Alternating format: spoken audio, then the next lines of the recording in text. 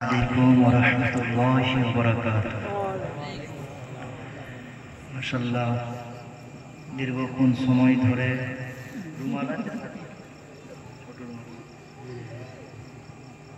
দক্ষিণ 24 পরগনা কুলপি থানার অন্তর্গত মাওলানা বাচ্চা আলী আসগর সাহেব ওয়াজ নসিহত করেছিলেন। টানা পূর্বে মাওলানা আজিজ হাফিজ সাহেব ওয়াজ নসিহত করেছিলেন। আমি গুনাহগার মোহাম্মদ আলতাজউদ্দিন হানাফি এসেছি। আল্লাহ পাক যেন আমাকে কিছু বলার মতন তৌফিক দান করেন, সকলে বলি আল্লাহুম্মা আমিন। এবং শুনে আমল করার তৌফিক দান করেন, সকলে বলি আল্লাহুম্মা আমিন। সকলে একবার দরুদ শরীফ পাঠ করি। আল্লাহুম্মা সাল্লি আলা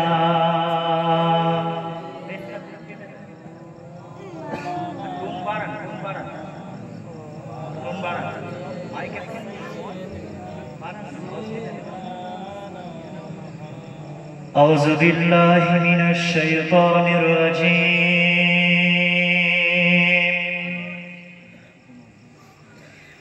بسم الله الرحمن الرحيم.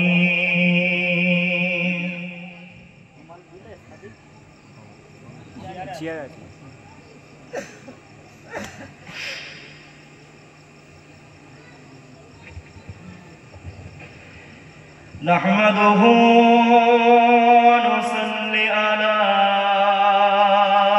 رسوله الكريم.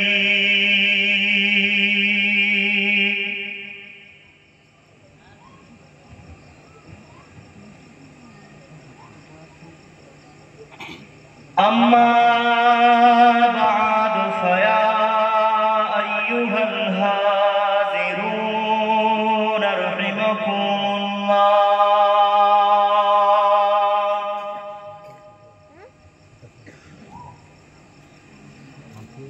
قال الله تعالى في كلام المجيد والفرقان الحميد: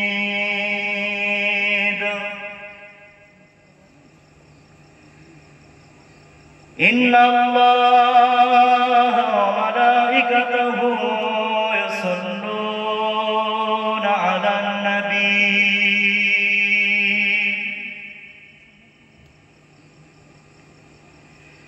يا أيها الذين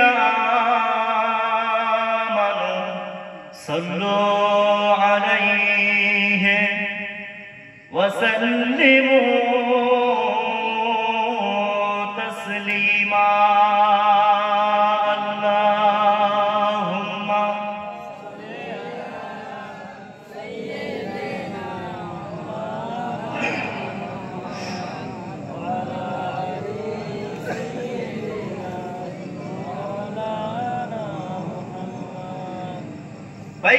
पैगंबरों का रोजा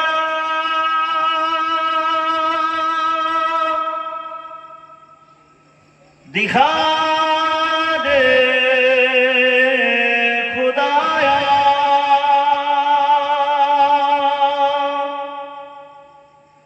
दरे मक्तों से मिला दे खुदाया, शराबे मुहब्बत पिला दे खुदाया, पैगंबरों का रोजा दिखा दे खुदाया। अल्लाहुम्मा सल्ले अला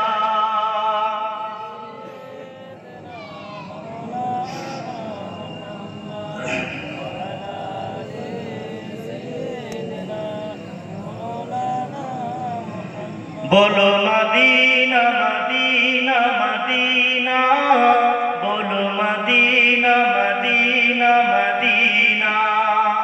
সবাই বলেন, সবাই মহব্বত নিয়ে বলেন, বলো মদিনা মদিনা মদিনা, বলো মদিনা মদিনা মদিনা। না কালিম কা তসাওর না খায়ালে তুর সিনা, না কালিম কা তসাওর না খায়ালে তুর সিনা। मेरी आरज़ू मोहम्मद, मेरी आरज़ू मोहम्मद, मेरी जुस्तजू मदीना। बोलो मदीना मदीना मदीना, बोलो मदीना मदीना मदीना, बोलो सबाई बोले छोटे छोटे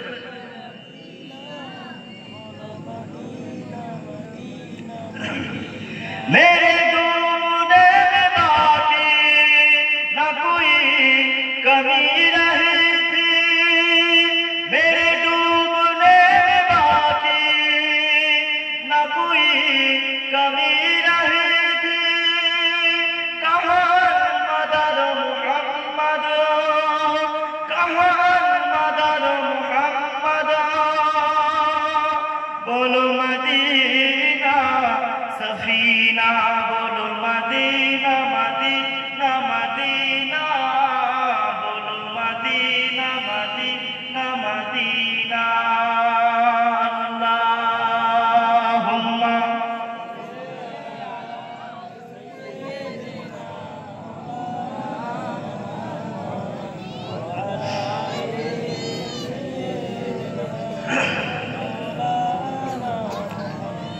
प्यारे हाजिरान मजलिस, उपस्थित दिन दरदी इस्लाम दरदी आमार मुरब्बियान बापजानेरा, उलामाए केराम, हाफिजे कुरान, अल्लाह पाकेर हाजी बान्दा गनेरा, जे अल्लाह पाक आपनाके आमाके उभयके चिनचिन करছে নাকি বলো তো একটা,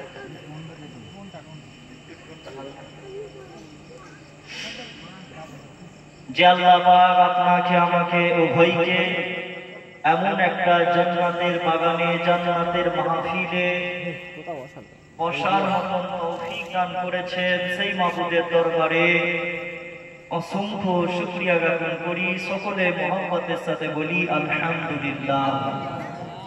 তারপরে পরে জানাই নবী কুলের শিরোমণি আকায়ে মাহবুব তাজদারে মদিনা দুলহায়ে মুস্তাফা নবী মুহাম্মদুর রাসূলুল্লাহ সাল্লাল্লাহু আলাইহি ওয়াসাল্লাম। আমার দিকে আমার আওয়াজ আমি নিজে না শুনতে পেলে আমার গলা বসে যাবে। আমি মনে করবো অনেক আস্তে আস্তে আওয়াজ করছি, কিন্তু আওয়াজ হচ্ছে খুব জোরে। হ্যাঁ, ঘুরিয়ে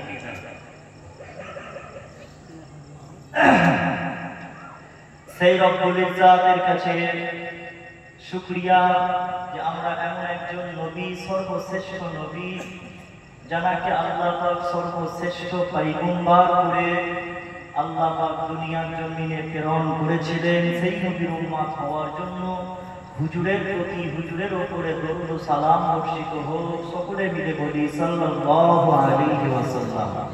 একটু মহব্বতের সাথে সবাই মিলে বলেন সাল্লাল্লাহু আলাইহি ওয়াসাল্লাম।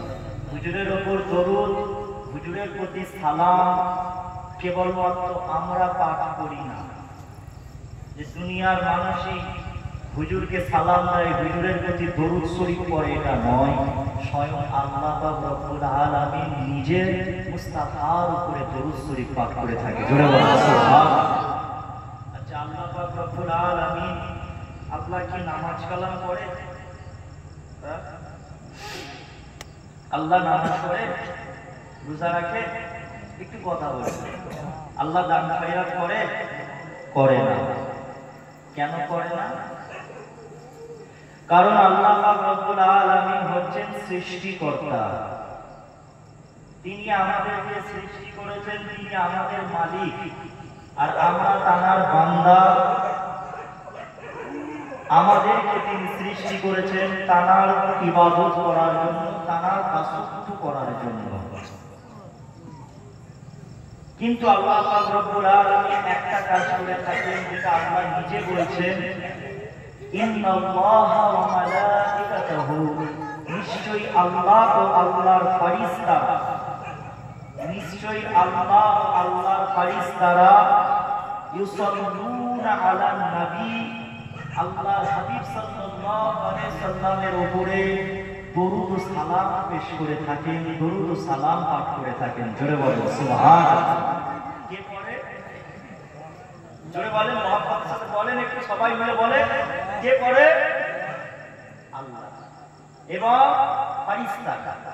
কি পড়ে না? হুজুরের উপর দরুদ পড়ে, হুজুরকে সালাম পেশ করে, হুজুরের প্রতি শান্তি বর্ষিত হোক, এটা ফেরেশতারাও দোয়া করে। আল্লাহ বলছে, ইয়া আইয়ুহাল্লাযীনা আমানু, হে ঈমানদারেরা, যারা ঈমান এনেছে। আমরা সবাই কি এখানে ঈমানদার তো না বেঈমান? আমরা কি ঈমানদার?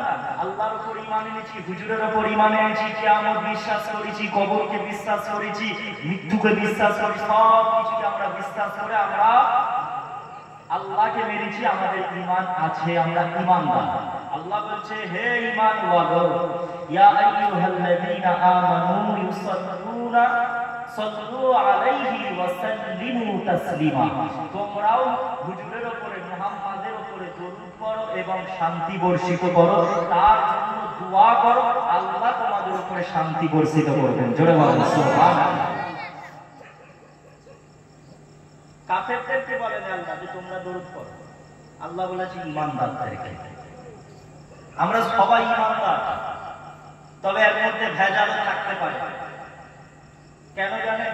আল্লাহর হাবিব সাল্লাল্লাহু আলাইহি ওয়াসাল্লাম বলেছিলেন, এমন একটা সময় আসবে যে সময়ে মানুষ সকালবেলায় মুমিন থাকবে, ঈমানদার থাকবে, আবার দুপুরবেলায় কাফের হয়ে যাবে, আবার মুমিন হবে, আবার ঈমান আসবে, আবার কাফের হয়ে যাবে।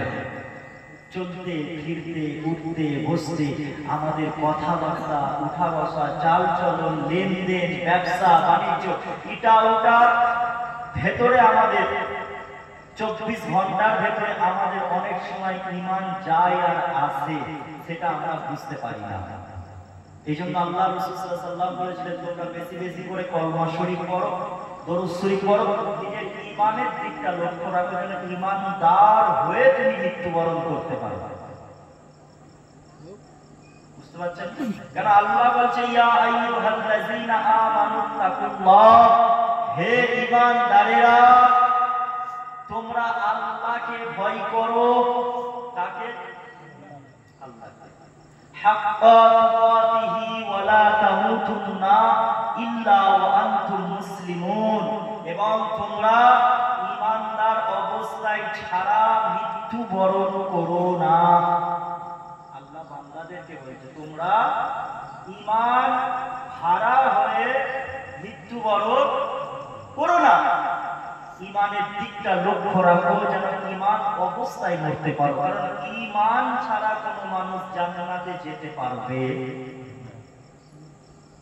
আখির নবীর উম্মত হলে আল্লাহ রাসূল সাল্লাল্লাহু আলাইহি ওয়াসাল্লাম তার জন্য সুপারিশ করবে, শাফাআত করবে কিয়ামতের ময়দানে। আমার আল্লাহ যদি দয়া করে তাকে জাহান্নাম খাটিয়ে হলেও একদিন না একদিন জান্নাত করবে, তাকে জান্নাতে প্রবেশ করাবে, এটা আল্লাহর ওয়াদা।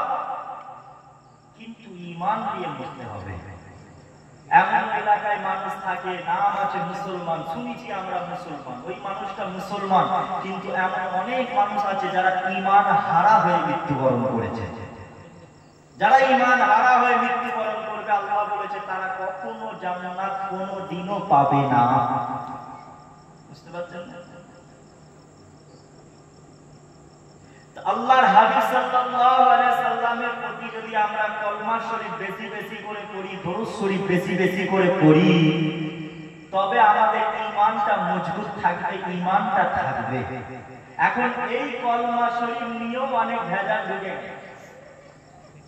কি সমস্যা? কি কলমা শরীফ নিয়ে? দুয়ার শেষে মুনাজাতে লা ইলাহা ইল্লাল্লাহ মুহাম্মাদুর রাসূলুল্লাহ সাল্লাল্লাহু আলাইহি ওয়াসাল্লাম বলে দোয়া শেষ করব, নাকি আলহামদুলিল্লাহি রাব্বিল আলামিন বিরহমাতিকা ইয়া আরহামার রাহিমিন বলে শেষ করব? সমাজে একদল মানুষ এই নিয়ে ঝামেলা করে যে দুয়ার শেষে মোনাজাতের শেষে লা ইলাহা ইল্লাল্লাহ কলমা শরীফ পড়া যাবে না। এমন লোক নেই? কলমা শরীফ পড়বে, মোনাজাতের শেষে কলমা শরীফ ইসলামের যেটা মেন সেটা করবে, সেটা নিয়ে ঝামেলা। তাহলে আমরা আজকে কেমন মুসলমান হয়ে গেছি যে আমাদের কলমা নিয়েও আমাদের গাছুলকুনি হচ্ছে। কিয়াম করবো, নবীর উপরে সালাম পেশ করবো, নবীকে সালাম দেবো, সেটা নিয়ে আমাদের গাছুলকুনি। যারা সালাম দিচ্ছি আমরা তো কখনো ওই গান গাই না। আমরা গান গাই, হুজুরের প্রতি কবিতা আবৃত্তি করি, কবিতা করি। এটাও আমাদের জন্য অন্য মানুষদের কাছে গুনাহের কারণ হয়ে যাচ্ছে। যে গুনাহ, ওটা করা যাবে না। জানাজার নামাজের শেষে একটুখানি কবরবাসীর জন্য, যে মৃত ব্যক্তি তার জন্য দোয়া করব, সেটা নিয়ে সমাজে ঝামেলা।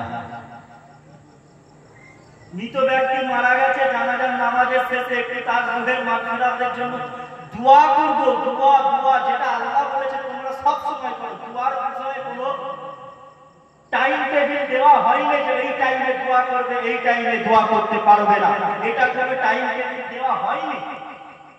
দোয়া করবে, সেটা নিয়েও সমাজে ফেটে। বুঝতে পারছেন? বলে জানাজার নামাজের শেষে দোয়া করা যাবে না, এই নিয়ে ঝামেলা। তো মুসলমানের আমাদের এখন বর্তমানে এটা পরিস্থিতি, বর্তমানে এটাই পরিস্থিতি চলছে যে আমরা সূক্ষ্ম বিষয়গুলোকে নিয়ে নিজেরা নিজেদের মধ্যে দ্বন্দ্ব সৃষ্টি করে, মারামারি সৃষ্টি করে আমরা এক দল অপর দলকে মনে করছি তুই জাহান্নামী, আমি জান্নাতি, আমি ঠিক তুই ভুল। বুঝতে পারছেন? এই সমস্ত জিনিস থেকে আমাদেরকে দূরে থাকতে হবে। আমাদের মাঝে ঐক্য থাকতে হবে। তুমি কি করো, তুমি তাবলীগ কি ফুরফুরা কি জামাত ইসলামী কি, তুমি কি দল করো আমি দেখবো। তুমি কি কলমা পড়ো, তুমি কি আমার নবীকে মহব্বত করো, তোমার মধ্যে আমার রাসূলুল্লাহর আদর্শ আছে কি, সুন্নাত আছে কি, আকীদার দিক থেকে দেখো তোমার আকীদা ঠিক আছে কি, তাহলে তুমি আমার ভাই, তুমি আমার বন্ধু।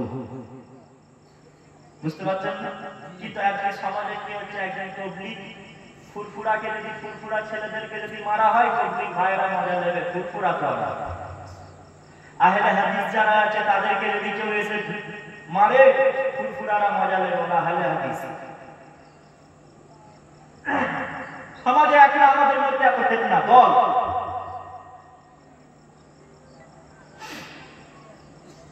তো আমাদেরকে এই সমস্ত জিনিস থেকে দূরে থেকে আল্লাহ রাসূলের হুজুর পাক সাল্লাল্লাহু আলাইহি ওয়াসাল্লামের দেখানোর পথে আমাদেরকে চলতে হবে।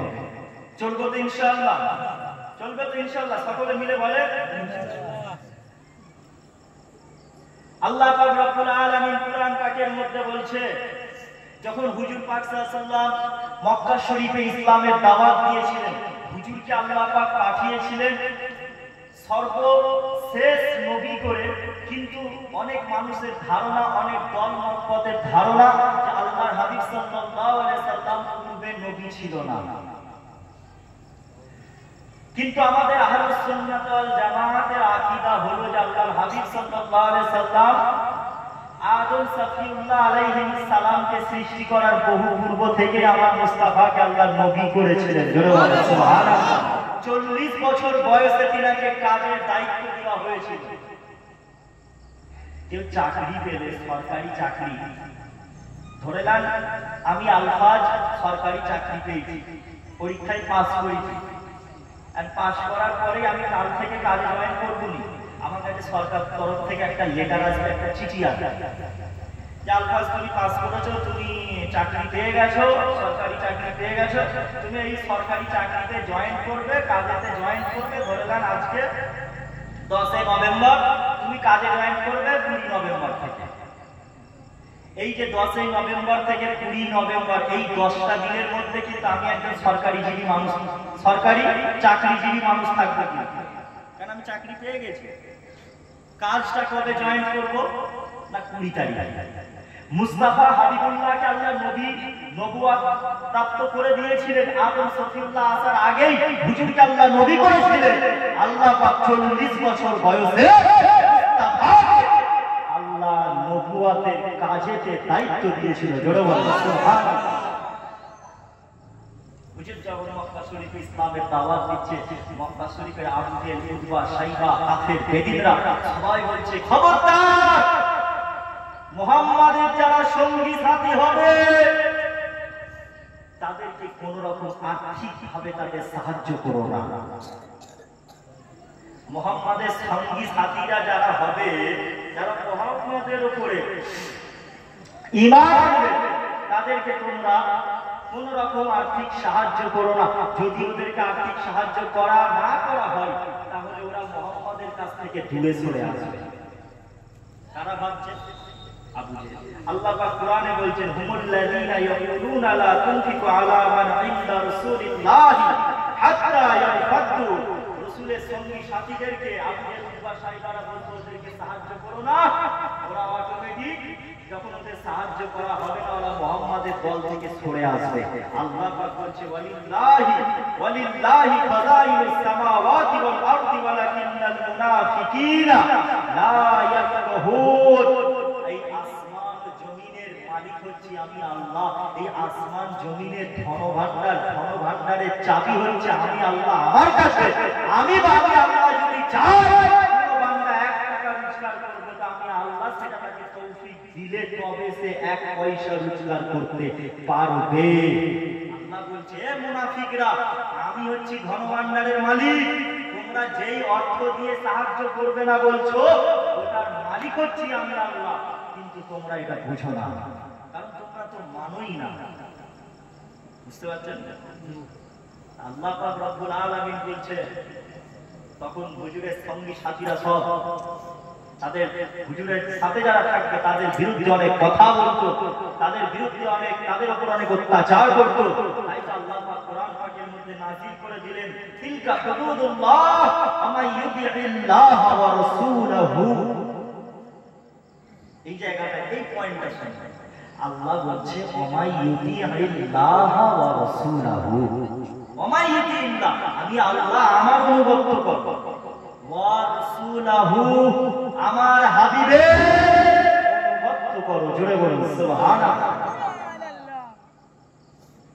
আপনারা ব্যাপারটা বুঝতে পারছেন যে আল্লাহ বলছে কোরআনে, আমাকে মেনে চলো, আমার কথা মেনে চলো, এবং পাশাপাশি আল্লাহ আবার বলছে রাসূলুল্লাহর কথা মেনে চলো। সুবহানাল্লাহ। রাসূলকে ছাড়লে হবে না যে আমি আল্লাহ আমাকে মেনে চলবে, আমার ইত্তেবা করবে, কিন্তু রাসূলের ইত্তেবা করবে না, তাহলে তুমি কখনো মুমিন বান্দা ঈমানদার হতে পারবে না, তুমি কখনো জান্নাত পাবে না। যেখানে আল্লাহর নাম সেখানে নবী পাকের নাম। বাবেরা, নওজোয়ান তরুণেরা, এই নবী পাকের প্রেমিকরা, আসল্লাহ নবী, নবী দয়া নবী, নবী আমার দুজানের সুলতান আমিরাল্লাহ মুহাম্মদ রাসূল সাল্লাল্লাহু আলাইহি ওয়াসাল্লাম। আল্লাহ নবী সারা হুজুরে বলতে লাগলেন, বাবা সারা শুনে রাখো, আল্লাহ আমি মুস্তাফা এত সম্মান দিয়েছে, আমি রাসূলুল্লাহ কবুল করছি না। বাবা সারা, আল্লাহ আমি মুস্তাফার কত সম্মান দিয়েছে দেখো। হযরতে আদম আলাইহিস সালামকে যখন আমার আল্লাহ তৈরি করলেন, হযরতে আদম আলাইহিস সালাম আল্লাহ পাকের আরশে আজিমের দিকে তাকালেন। আল্লাহর আরশে আজিমে লেখা ছিল, লা ইলাহা ইল্লাল্লাহু মুহাম্মাদুর রাসূলুল্লাহ সাল্লাল্লাহু আলাইহি ওয়াসাল্লাম। হযরতে আদম আলাইহিস সালাম আল্লাহ পাককে জিজ্ঞাসা করতে লাগলেন, ও রাব্বি আল্লাহ, আপনার নাম ইরশাদি নামটা কার? আমার আল্লাহ বলেছিলেন, ও আদম, আমি আল্লাহ পাক আমার নামের পাশে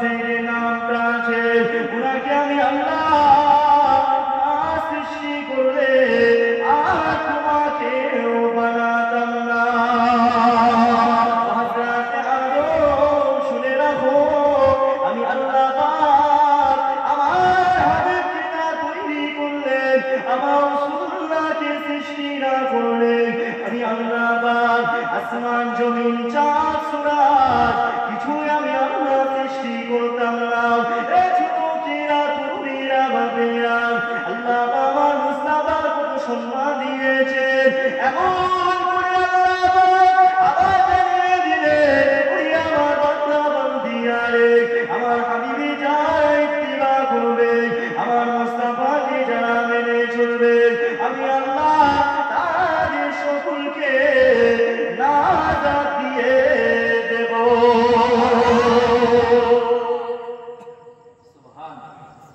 হাবিবকে যারা মেনে চলবে আমি আল্লাহ তাদেরকে নাজাত দিয়ে দেবো, তাদেরকে তাদের সকলকে আমি আল্লাহ জান্নাতি করে দেবো। এটা আল্লাহর ওয়াদা। আল্লাহ বলছে ওমাইয়ুতিল্লাহু ওয়া রাসূলাহু ইউদখিলুহু জান্নাতিন তাজরি মিন তাহতিহাল আনহার খালিদিনা ফিহা ওয়া যালিকাল ফাওজুল আযীম। যারা রাসূলের অনুগত করবে, রাসূলের কথা মেনে চলবে, তাদেরকে আমি আল্লাহ জান্নাত দেব, যেই জান্নাতের মধ্যে থাকবে চারটি নহর, পানি, দুধের, শরাবের নহর থাকবে।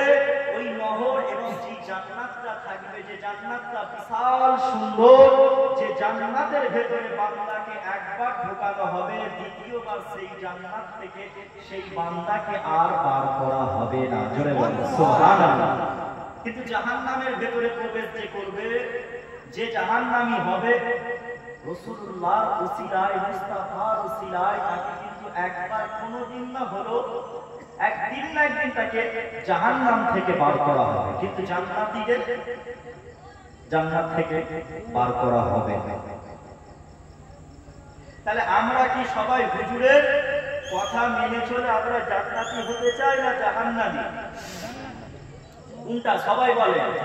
একটু হাত তুলে দেখান কারা কারা জান্নাতি হবে। মাশাআল্লাহ, আল্লাহ পাক আমাদের সকলকে জান্নাতুল ফিরদাউস নসিব করেন। জোরে বলেন আল্লাহুম্মা। কারণ জান্নাতটাই হচ্ছে সফলকাম। জান্নাত যারা পেল তারা হচ্ছে আসল সফলকাম ব্যক্তি। দুনিয়ার জমিনে যার যত টাকা পয়সা গাড়ি বাড়ি যাই থাকুক না কেন, ওই মানুষটা সফলকাম ব্যক্তি নয়। যারা জান্নাত পেল তারাই কেবলমাত্র আল্লাহর ইসলামের আইনে তারা সফলকাম হলো। দুনিয়ার জীবন তো 50 বছর, 20 বছর, 25 বছর, 10 বছর, 6 বছর, 1 বছর বয়স, 5 মাস বয়সেও মারা যায়, তাই না? আপনাদের এলাকায় ছোট ছোট বাচ্চা, ইয়ং ছেলেরা, যুবক ছেলে কেউ মারা গেছে? গেছে তো। হায়াত কতটুকু ছিল? 20 বছর, 25 বছর বয়সে মারা গেছে। এই মারা যাওয়ার পরে তারা আর দ্বিতীয়বার আর পৃথিবীর জমিনে আর ফিরে আসছে না, তারা অনন্তকালের জন্য দুনিয়া ছেড়ে চলে গেছে। আমরাও ঠিক একদিন এরকম দুনিয়া ছেড়ে অনন্তকালের জন্য চলে যাব, যখন আর দুনিয়ায় আমাদেরকে আল্লাহ দ্বিতীয়বার আর কোনোদিন ফেরাবে না, পাঠাবে না। তবে অন্যান্য ধর্মাবলম্বী মানুষদের বিশ্বাস যে সৃষ্টিকর্তা এক একটা মানুষকে কি বলে পুনর্জন্ম, আবার নাকি জন্ম হয়ে পাঠায় না। বিশ্বাস করে না? এমন ধর্ম আছে যারা বিশ্বাস করে আবার তাদেরকে পুনরায় পাঠানো হয়। কিন্তু আমার ইসলাম বলে যে একবার মৃত্যুবরণ করবে তাকে আর দ্বিতীয়বার পাঠানো হবে না। সে কবরবাসী হলো তো একটা, ওই হলো কিয়ামতের ময়দানে, কিয়ামতের দিন যেদিন কিয়ামত হবে সেই দিনেতে আল্লাহ তাদেরকে তুলবে। বাবেরা, নওজোয়ান তরুণীরা, এই নবী পাকের প্রেমিকরা, আসো আল্লাহ নবীকে মুহাব্বত করো, ভালোবাসো, পিয়ার করো। আল্লাহ তোমাকে আমাকে আখিরি নবীর উম্মত করে আল্লাহ পাক পাঠিয়েছেন, যাকে আল্লাহ পাক সর্বশ্রেষ্ঠ করেছিলেন, যার মাকাম আল্লাহ পাক অনেক আলা করেছিলেন। কেউ আমার আল্লাহ পাক রিয়াজুল জান্নাত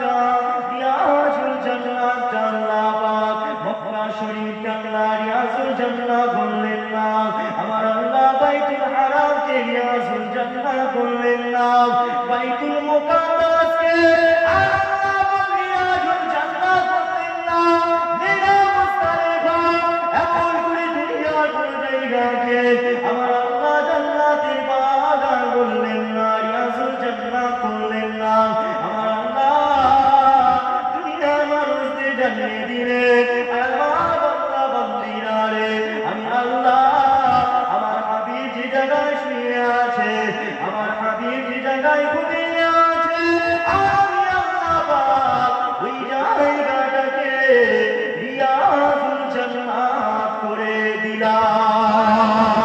শুধু তাই নয়, আমার আল্লাহ আর আমার মুস্তাফার কত সম্মান কত ইজ্জত দিয়েছিলেন। এ যুবকেরা তরুণীরা বাপিরা, মরা গরুর বস্তু খাওয়া হারাম না হালাল বলেন? মরা মুরগির গোস্ত খাওয়া, মরা ছাগলের গোস্ত খাওয়া হারাম তো? মরা মুরগির গোস্ত মাঝে মধ্যে খেলাম। আমরা তো অনেক সময় ভুল করে হোটেলে ঢুকে পড়ি, ঢুকে আর মরা মুরগির গোস্ত খেয়ে নেয়, বিরিয়ানি, তাই তো? কিন্তু আল্লাহ হারাম করেছে, মরা মুরগির গোস্ত খাওয়া হারাম, মরা ছাগলের গোস্ত খাওয়া হারাম। যখন আমার আল্লাহ এমন করে মরা গরুর গোস্ত খাওয়া আল্লাহ হারাম করলে, আমার মুস্তাফা আল্লাহ দরবারে দোয়া চাইতে লাগলেন, ও রব্বি আল্লাহ পাক, আমার উম্মতের জন্য আল্লাহ পাক আপনি মরা গরুর গোস্তকে আল্লাহ হারাম করে দিয়েছেন, মরা খাসির মাংসকে আল্লাহ আপনি হারাম করেছেন। ও রব্বি আল্লাহ, আপনি মরা মাছের গোস্তকে আল্লাহ, মরা মাছ খাওয়া আপনি হারাম করবেন না। আল্লাহ পাক আমার উম্মতের জন্য মরা মাছকে আল্লাহ আপনি হালাল করে দেন। ইসলামের আইনে, আল্লাহর আইনে মরা মাছ খাওয়া তখন হারাম ছিল। আর আমার মুস্তাফা দোয়া করতে, আমার মুস্তাফা আল্লাহ দরবারে দাবি রাখতে, আমার আল্লাহ হাবিবুল্লাহর জন্য মরা মাছকে আল্লাহ হালাল করে দিলেন। সুবহানাল্লাহ, আল্লাহ মরা মাছকে হালাল করে দিলেন, তাই তো আমরা মরা মাছ খেতে পাচ্ছি নাকি? কোনোদিন ভেবেছি সব খেয়ে নিচ্ছে আর মরা মাছটাকে খাচ্ছি, এটা কি হালাল না হারাম একটু জানি? আসলে আমরা কি বলেন তো, যেটা ইসলামের রেওয়ায়েত চলে আসছে সেটাকে আমরা মেনে চলি, সেটাকে আমরা পালন করেই যাই, কিন্তু কোনোদিন আমাদের চিন্তা হয় না এটা করা যাবে কি যাবে না। জানতেও ইচ্ছা হয় না যে এটা করা যাবে কি যাবে না। শবে বারাতে রাত আসলে অনেকে আবার আগের রেওয়ায়েত ছিল, বয়স্করা বুড়িরা সব কি বলে, কি বলে গো, হ্যাঁ হালুয়া রুটি গোস্ত এমন করে সব দিয়ে আর ঘরের দরজার কাছে রেখে দিত, বলে পুরো মরে গেছে, স্বামী মরে গেছে, স্বামী কবর থেকে শবে বারাতে রাত্রে নাকি নাজাত পায়, আল্লাহ নাকি মাফ করে দেয়, ওই শবে বারাতে রাত্রে মৃত ব্যক্তিরা নাকি এসে খেয়ে যায়। এমন অনেক জায়গায় এখনো পর্যন্ত এই রেওয়ায়েতটা চলছে যে মৃত ব্যক্তি ছাড়া পায় শবে বারাতের রাত্রে, ওই দিনকে এসে খেয়ে যায়। বুঝতে পারছেন?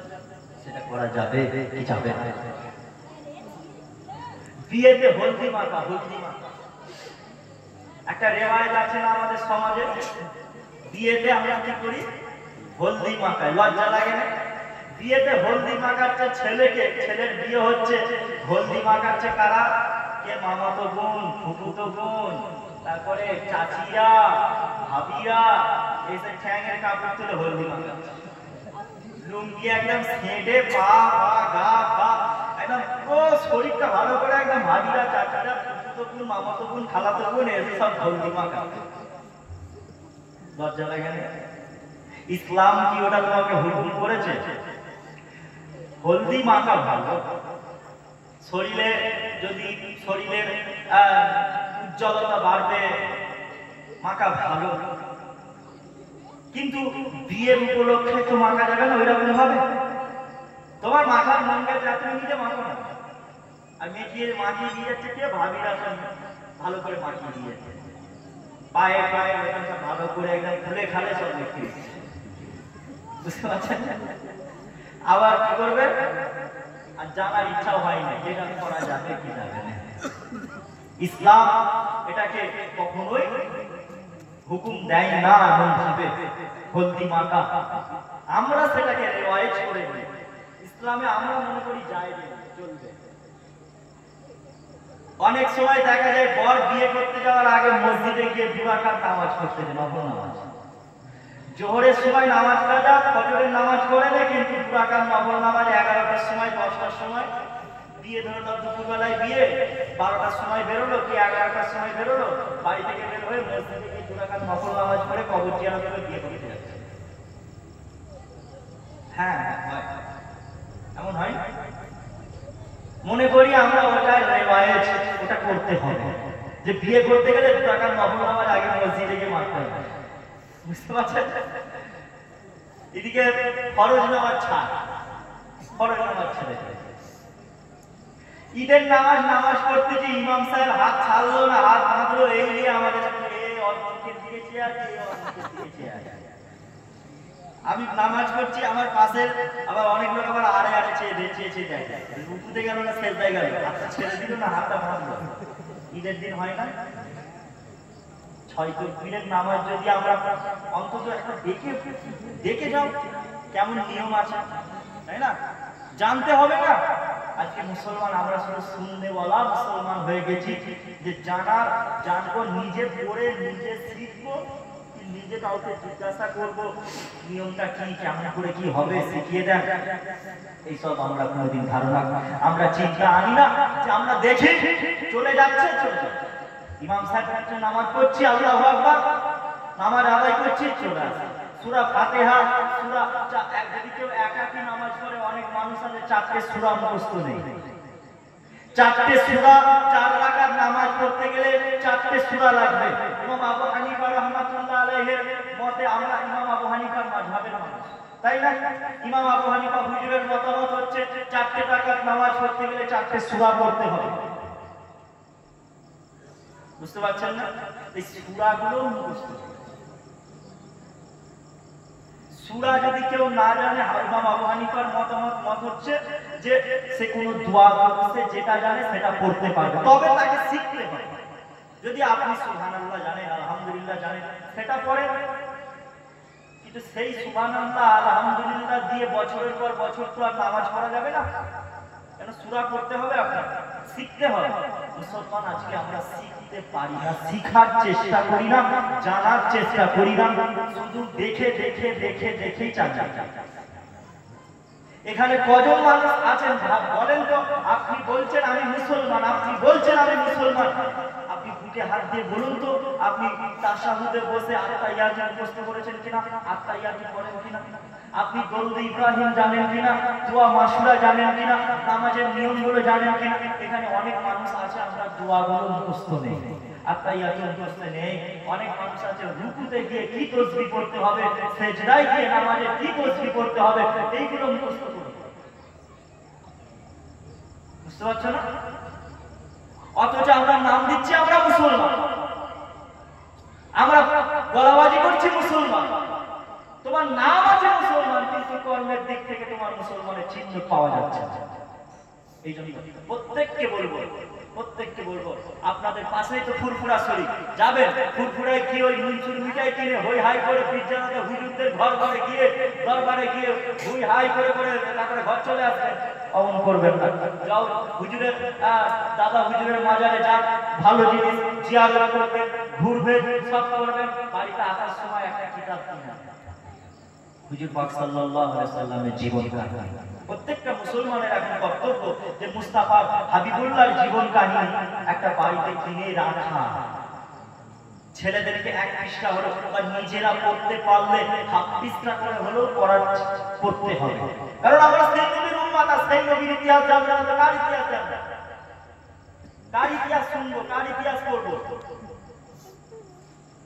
আপনি ছেলেকে শিক্ষা দিচ্ছেন কি গোপাল ভাঁড়ে, মোটু পাটলু, কার্টুন দেখাচ্ছেন, আপনি শিক্ষা দিচ্ছেন বিভিন্ন কার্টুন দেখাচ্ছেন, আপনি শিক্ষা দিচ্ছেন জেনারেল শিক্ষা, বাংলা ইংলিশ সব ভালো, সব করুন, দুনিয়ায় চলতে গেলে সব করতে হবে, কিন্তু আপনার মন হলো না না আপনার বাচ্চাটাকে আপনি মুহাম্মদ সাল্লাল্লাহু আলাইহি ওয়াসাল্লামের জীবন কাহিনী একটা কিতাব কিনে প্রতিদিন এক পৃষ্ঠা করে কি হাফ পৃষ্ঠা করে প্রত্যেক দিন যদি বাংলা পড়তে পারে পড়বে, মনে হয় না?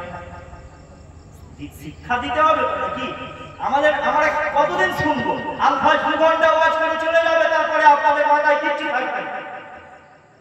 থাকবে না, ভুলে যাবে। আমি এখন বারবার করে মুহাম্মদ সাল্লাল্লাহু আলাইহি ওয়াসাল্লামের জীবন কাহিনী বলে চলে যাব। তিনি কেমন ছিলেন, তিনি কেমন দেখতে ছিলেন, তিনার আদর্শ কেমন ছিল, তিনার 63 বছরের হায়াতের জিন্দেগিটা কেমন ভাবে অতিবাহিত হয়েছে, সব বলে দিয়ে চলে যাব। আপনাদের মাথায় খালি শুনবেন, শুনে শুনে 2 ঘন্টা পর সব ভুলে যাবেন। কিন্তু আপনি যদি এক পৃষ্ঠা পড়েন, আপনার বাড়িতে যদি একটা কিতাব থাকে, তাহলে আপনি মাঝে মধ্যে যখনই দেখবেন হুজুরের মুহাম্মদ সাল্লাল্লাহু আলাইহি ওয়াসাল্লামের ইতিহাস সম্বন্ধে আপনি জানতে পারবেন। কথা কি আমার খারাপ লাগছে? জীবন কাহিনী তো দূরের কথা, কোরআন শরীফ ঘরে কিনে রেখেছে, 1 মাস হয়ে গেছে, কোরআন শরীফে ধুলো পড়ে গেছে, কোরআন শরীফ খুলে দেখে। এমন বহুত বাড়ি আছে, কোরআন শরীফ দিয়ে দেখবেন তো কোরআন শরীফে ধুলো পড়ে গেছে, কোরআন শরীফ মাসে একবার হলেও খোলে না। এমন বহু বাড়ি আছে। আবার দাবি করছে মুসলমান, লজ্জা লাগে না? আসলে খাউফ ইলাহি, আল্লাহর ভয়, রাসূলুল্লাহর ভয়টা আজকে মুসলমানের অন্তর থেকে উঠে গেছে বলেই আমরা মুসলমান এত দুনিয়াতে ব্যস্ত হয়ে যাচ্ছি। আমরা দুনিয়াকে আসল মনে করি, আর এটাই আসল জায়গা। বুঝতে পারছেন? বাবেরা নওজোয়ান তরুণেরা, আল্লাহ নবী নবী দয়া নবী নবী আমার দোজানে সুলতান আমিনাল্লাহ মুহাম্মদ রাসূল সাল্লাল্লাহু আলাইহি ওয়াসাল্লামকে নিজের জান দিয়ে ভালোবাসো। আল্লাহ নবীকে শুধু মুখে বললে হবে না, আমি নবীকে মুহাব্বত করি, আমি রাসূলুল্লাহকে ভালোবাসি, এটা মুখে বললে হবে না।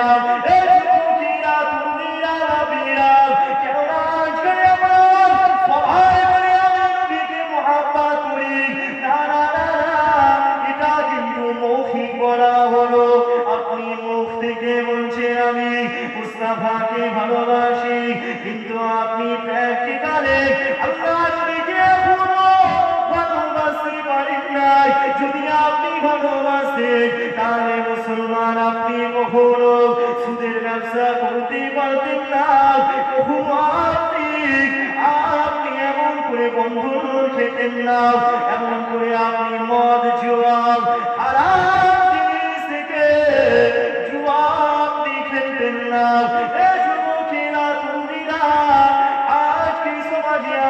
মুসলমানেরা আমাদের নবীর উপরে কেউ কথা বললে আর আমরা এমন করে প্রতিবাদ করি, ময়দানে সবাই নেমে যায়, লড়াই করি। কিন্তু এমন মুসলমান আছে যারা লড়াই করে প্রতিবাদ করে বলে নবীকা আমার নেই ছোড়েগা, নেই ছোড়েগা বলে বলে রাস্তায় প্রতিবাদ করছে। কিন্তু ওই ব্যক্তিটা আবার পরের দিন মদ খেয়ে মাতাল হয়ে চলছে। সে বলছে নবীর দামান ছাড়বনি, নবীর বিরুদ্ধে কথা বলেছে, জবাই করে দেবো। সে আবার রাতের বেলায় এসে মদ খাচ্ছে। বুঝতে পারছেন? এই হচ্ছে এই জন্য সারা পৃথিবীর মুসলমান সবাই বলছে নবীকে ভালোবাসি, নবীকে ভালোবাসি, তারপরও শুধু অন্তর থেকে ভালোবাসে না বলেই মুসলমান মার খাচ্ছে। বুঝতে পারছেন? এই জন্য আল্লাহ হাবিব সাল্লাল্লাহু আলাইহি ওয়াসাল্লাম বলেছিলেন, বাবা কিয়ামতের পূর্বে আমার একটা উম্মত থাকবে, আমার একদল উম্মত, আমার উম্মতিরা বহুত তারা মার খাবে। আল্লাহর হাবিব সাল্লাল্লাহু আলাইহি ওয়াসাল্লাম মসজিদে নববী শরীফে বলছে, এই হাদিসটা শুনেন। আল্লাহর হাবিব বলছে, বাবা সাহাবারা শোনো, কিয়ামতের পূর্বে আমার উম্মতিরা তাদের উপরে বহুত অত্যাচার করবে। দুনিয়ার যত ধর্মাবলম্বী, বিভিন্ন ধর্মাবলম্বীর মানুষ আছে, তারা সবাই একত্রিত হয়ে এক জায়গায় হয়ে মুসলমানের উপরে, আমার উম্মতিদের উপরে তারা অত্যাচার করবে, তারা আমার উম্মতদেরকে মারবে। সাহাবা হুজুররা বলছে ইয়া রাসূলুল্লাহ তারা কি সংখ্যায় আমাদের থেকে কম হবে? সাহাবারা বলছে ইয়া রাসূলুল্লাহ আপনার সেই উম্মতগুলো কি আমাদের থেকে সংখ্যায় কম হবে? আল্লাহর হাবিব বলছে না বাবা সাহাবারা, তারা সংখ্যায় কম হবে না, তারা তোমাদের থেকে দ্বিগুণ দ্বিগুণ সংখ্যায় বেশি হবে। সাহাবারা বলছে ইয়া রাসূলুল্লাহ যদি এত সংখ্যায় বেশি হয় তাহলে তারা তারপরও মার খাবে কেন?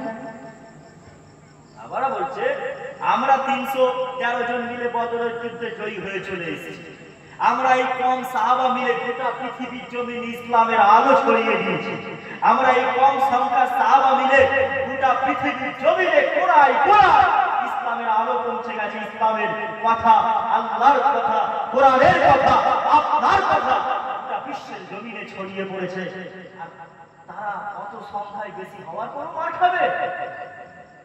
আল্লাহর হাবিব বলছে বাবা তারা এই কারণেই মার খাবে, তাদের মধ্যে তারা অনেক উম্মতের আমার উম্মতের সংখ্যা হবে অনেক বেশি, কিন্তু তাদের মধ্যে কোনো ঐক্য থাকবে না। কি থাকবে না? তারা ঐক্য থাকবে না, তারা একত্রিত থাকবে না, তারা সবাই বলবে আমিও মুসলমান, ও বলবে আমিও মুসলমান, কিন্তু তারা নিজেদের মধ্যে দলাদলি করবে, মারামারি করবে, ভাগাভাগি করবে। এই করার কারণে তারা নিজেরা নিজেদের দল থেকে বিচ্ছিন্ন হয়ে একে অপরকে মুসলমানকে ঘৃণা পোষণ করবে, ঘৃণার চোখে দেখবে। আমার সাহাবারা অন্য ধর্মের বলবীর মানুষেরা আমার উম্মতদেরকে ধরে ধরে মারবে।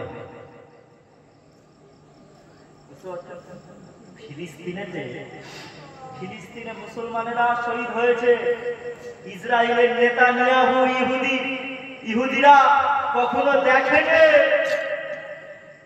ফিলিস্তিনের ওই মুসলমানটা সুন্নি মুসলমান, ওই মুসলমানটা শিয়া মুসলমান, ওটা ও ওই দল করে, ও ওই দল করে, এই সব দেখে দেখে মারেনে, বাছাই বাছাই করে মারেনে, শুকিয়ে যে সব এক লাইন লেগে গেছে। কি কথা ভুল বলছি? আজকে এই যে প্রমাণটা দেখেন, আল্লাহর হাবিব বলেছিল আমার উম্মতেরা একত্রিত থাকবে না, তারা নিজেদের মধ্যেই আবার লড়াই করবে, মারামারি করবে, মুসলমান নিজেরাই মারামারি করবে। আজকে তাকিয়ে দেখেন সুদান বর্তমানে চলছে, এই আর্লি 2 সপ্তাহ কি 3 সপ্তাহ ধরে হচ্ছে। সুদান বলে একটা দেশ আছে, নাম শুনেছেন? সুদানে মুসলমানদের উপরে অত্যাচার হচ্ছে, যেই অত্যাচারটা ইসরায়েলের থেকেও আরো কঠিন ভাবে সুদানের মুসলমানদেরকে মারা হচ্ছে। কারা মারছে? ইসরায়েলে মেরেছিল মুসলমানদেরকে ইহুদিরা, আজকে সুদানের মুসলমানদেরকে মারতেছে মুসলমানেরা। খবর নিয়ে দেখে কারা মারছে? মুসলমান মুসলমানেদেরকেই মারছে। ইসরায়েলের ইহুদিরা ফিলিস্তিনের মুসলমানেদেরকে যেভাবে মেরেছিল তার থেকেও জঘন্য ভাবে সুদানেতে মুসলমানেরা মুসলমানদেরকে হাজার হাজার হাজার হাজার লক্ষ মুসলমানদেরকে তারা হত্যা করে দিচ্ছে, মেরে দিচ্ছে। ছোট্ট ছোট্ট বাচ্চাদেরকে জ্যান্ত মাটিতে পুঁতে দিচ্ছে, ছোট্ট বাচ্চাদেরকে জ্যান্ত মাটিতে পুঁতে দেওয়া হচ্ছে, পুড়িয়ে দেওয়া হচ্ছে, জীবন্ত মানুষকে আগুনে ফেলে দেওয়া হচ্ছে, বড় বড় লরি এসে জীবন্ত মানুষকে ছড়িয়ে দিয়ে তার বুকের ওপর থেকে গাড়িটা চালিয়ে যাওয়া হচ্ছে, তার গলার এই জায়গাটা থেকে চাকা নিয়ে যাওয়া হচ্ছে। বিভিন্ন রকম ভাবে মুসলমানদেরকেই মারছে। আল্লাহর হাবিবের কথা, আল্লাহর হাবিবের কথা, কিয়ামতের পূর্বে হাত বেড়ে যাবে, হত্যা বেড়ে যাবে, মুসলমানেরা নিজেরা মারামারি করবে, দলাদলি করবে, সেটা চাই ধর্মীয় বিষয় নিয়ে হোক কিংবা রাজনৈতিক বিষয় নিয়ে হোক, মুসলমান নিজেরাই মারামারি করবে। আজকে দেখেন সমাজে দেখেন, কে টিএমসি করে, কে আইএসএফ করে, কে সিপিএম করে, কে কংগ্রেস করে, কে অমুক দল, হ্যান ত্যান ইটা ওটা, এই নিয়ে আপনাদের সমাজে বর্তমানে মারামারি চলছে কি চলে না? ভোটের টাইম আসলে 2026-এর ইলেকশন সামনে আসছে, দেখবেন 2026-এর ইলেকশন ভোটে কত মানুষের ওরকম লাশ করে যায়। কারা মারবে না? মুসলমানকেই মেরে ফেলবে। এখন থেকে চালু হয়ে গেছে, এখন থেকে অলরেডি চালু হয়ে গেছে। ভাই ভাইকে ভোটের সময় চেনে না, চাচা ভাইপোকে চেনে না, মামা তো ভাই, ফুকুতো ভাই, খালাতো ভাই, আত্মীয় স্বজন, পাড়া প্রতিবেশী, আমরা নিজেদের মধ্যে এই ঐক্য আছি। এখন ইলেকশন আসলে পরেই মারামারি করে, মারামারি শুরু করে দেবে। তাহলে সব দিক থেকে মার খাচ্ছে কারা? সাধারণ মানুষ। তুমি আমি মুসলমান নিজেরা এলাকার মধ্যে রাজনীতির বিষয় নিয়ে লড়ালড়ি করব, লড়াই করব, মারামারি করব, ইমার মাথা ফাটিয়ে দেবো, ইমার ঘর ভাঙচুর করবো, এই যে মারামারি করবো। আর নেতাগুলো ভোটে জিতে যাওয়ার পরে তারা ভালো দামি গাড়ি নিয়ে ঘুরবে, দামি গাড়ি গুলিকে ঘুরবে, ইওর সাথে সম্পর্ক, ইওর সাথে সম্পর্ক, সব সেটিং ভেতর থেকে হয়ে গেছে। আর তুমি আমি মুসলমান নিজেরা লড়াই মারাই, আপনার লড়াই করতে, বুঝতে পারছেন না? এসআইআর হচ্ছে তো আপনাদের এলাকায়, হয়েছে? ফর্ম ফিল আপ সব হয়ে গেছে? হ্যাঁ, হচ্ছে তো, হবে। এসআইআর নিয়ে কত মানুষ চিন্তায়, এসআইআর নিয়ে রাজনীতি হচ্ছে, এসআইআর নিয়ে এখন রাজনীতি হচ্ছে। ভোট ভালো জিনিস, যে ভোটার তালিকা একটা আবার নতুন করে আসবে, কে কে ভোটার আছে, ভালো জিনিস। কিন্তু এগুলো তো গরিবদেরকেই মারা হচ্ছে। ওরাই ঢুকিয়েছিল দেশে, আবার ওরাই আবার পাল্টা, ওরাই দেশে ঢুকিয়েছে মানুষকে বর্ডার পাস করে, ওরাই ঢুকিয়েছে। আপনি বর্ডারের ধারে গিয়ে এখন বর্ডার থেকে পার হন না, আপনাকে বিএসএফরা গুলি করে ফেলবে চারিদিকে, ঠিক সেই রকম ভাবে করা আছে। ওরাই আপনাকে দেশে ঢুকাবে, আবার ওরাই বার করবে। আর ওই যে পাগলাটা, আর নাম কি? শুভেন্দু, নাম জানেন?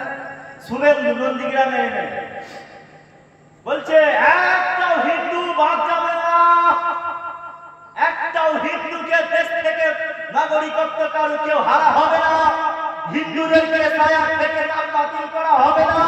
বিহারেতে দেখা গেল 54 না 57 লক্ষ হিন্দু খালি নাম বাদ গেছে, আর 11 লক্ষর মতন মুসলমানের নাম বাদ গেছে। হিন্দুর নাম বাদ গেছে 54 না হলে সম্ভবত 57 লক্ষ। আসামেতে সব থেকে বেশি হিন্দুদের নাম বাদ গেছে। আর ওরা বলছে কি হিন্দুদের নাম বাদ যাবে না, হিন্দুদের নাম বাদ যাবে না করে হিন্দুদেরকেই বোকা বানাচ্ছে। আর সেই হিন্দুগুলোই আবার ওই মানুষগুলোকে আবার ভোট দিয়ে দেশের মধ্যে আবার অশান্তি সৃষ্টি করছে।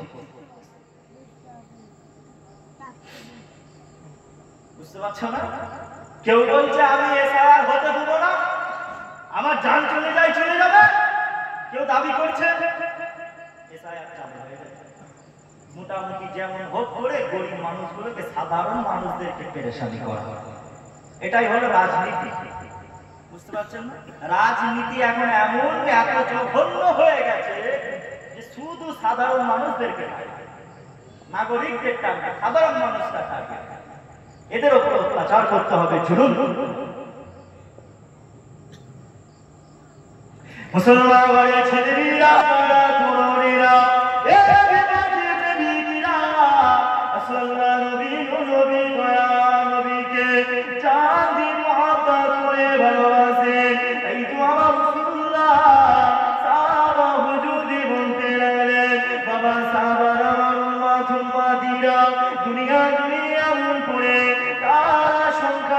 বেশি হওয়ার পর তারা দুনিয়া জমিনে মার খাবে, এখন খাবে দুনিয়া জমিনে।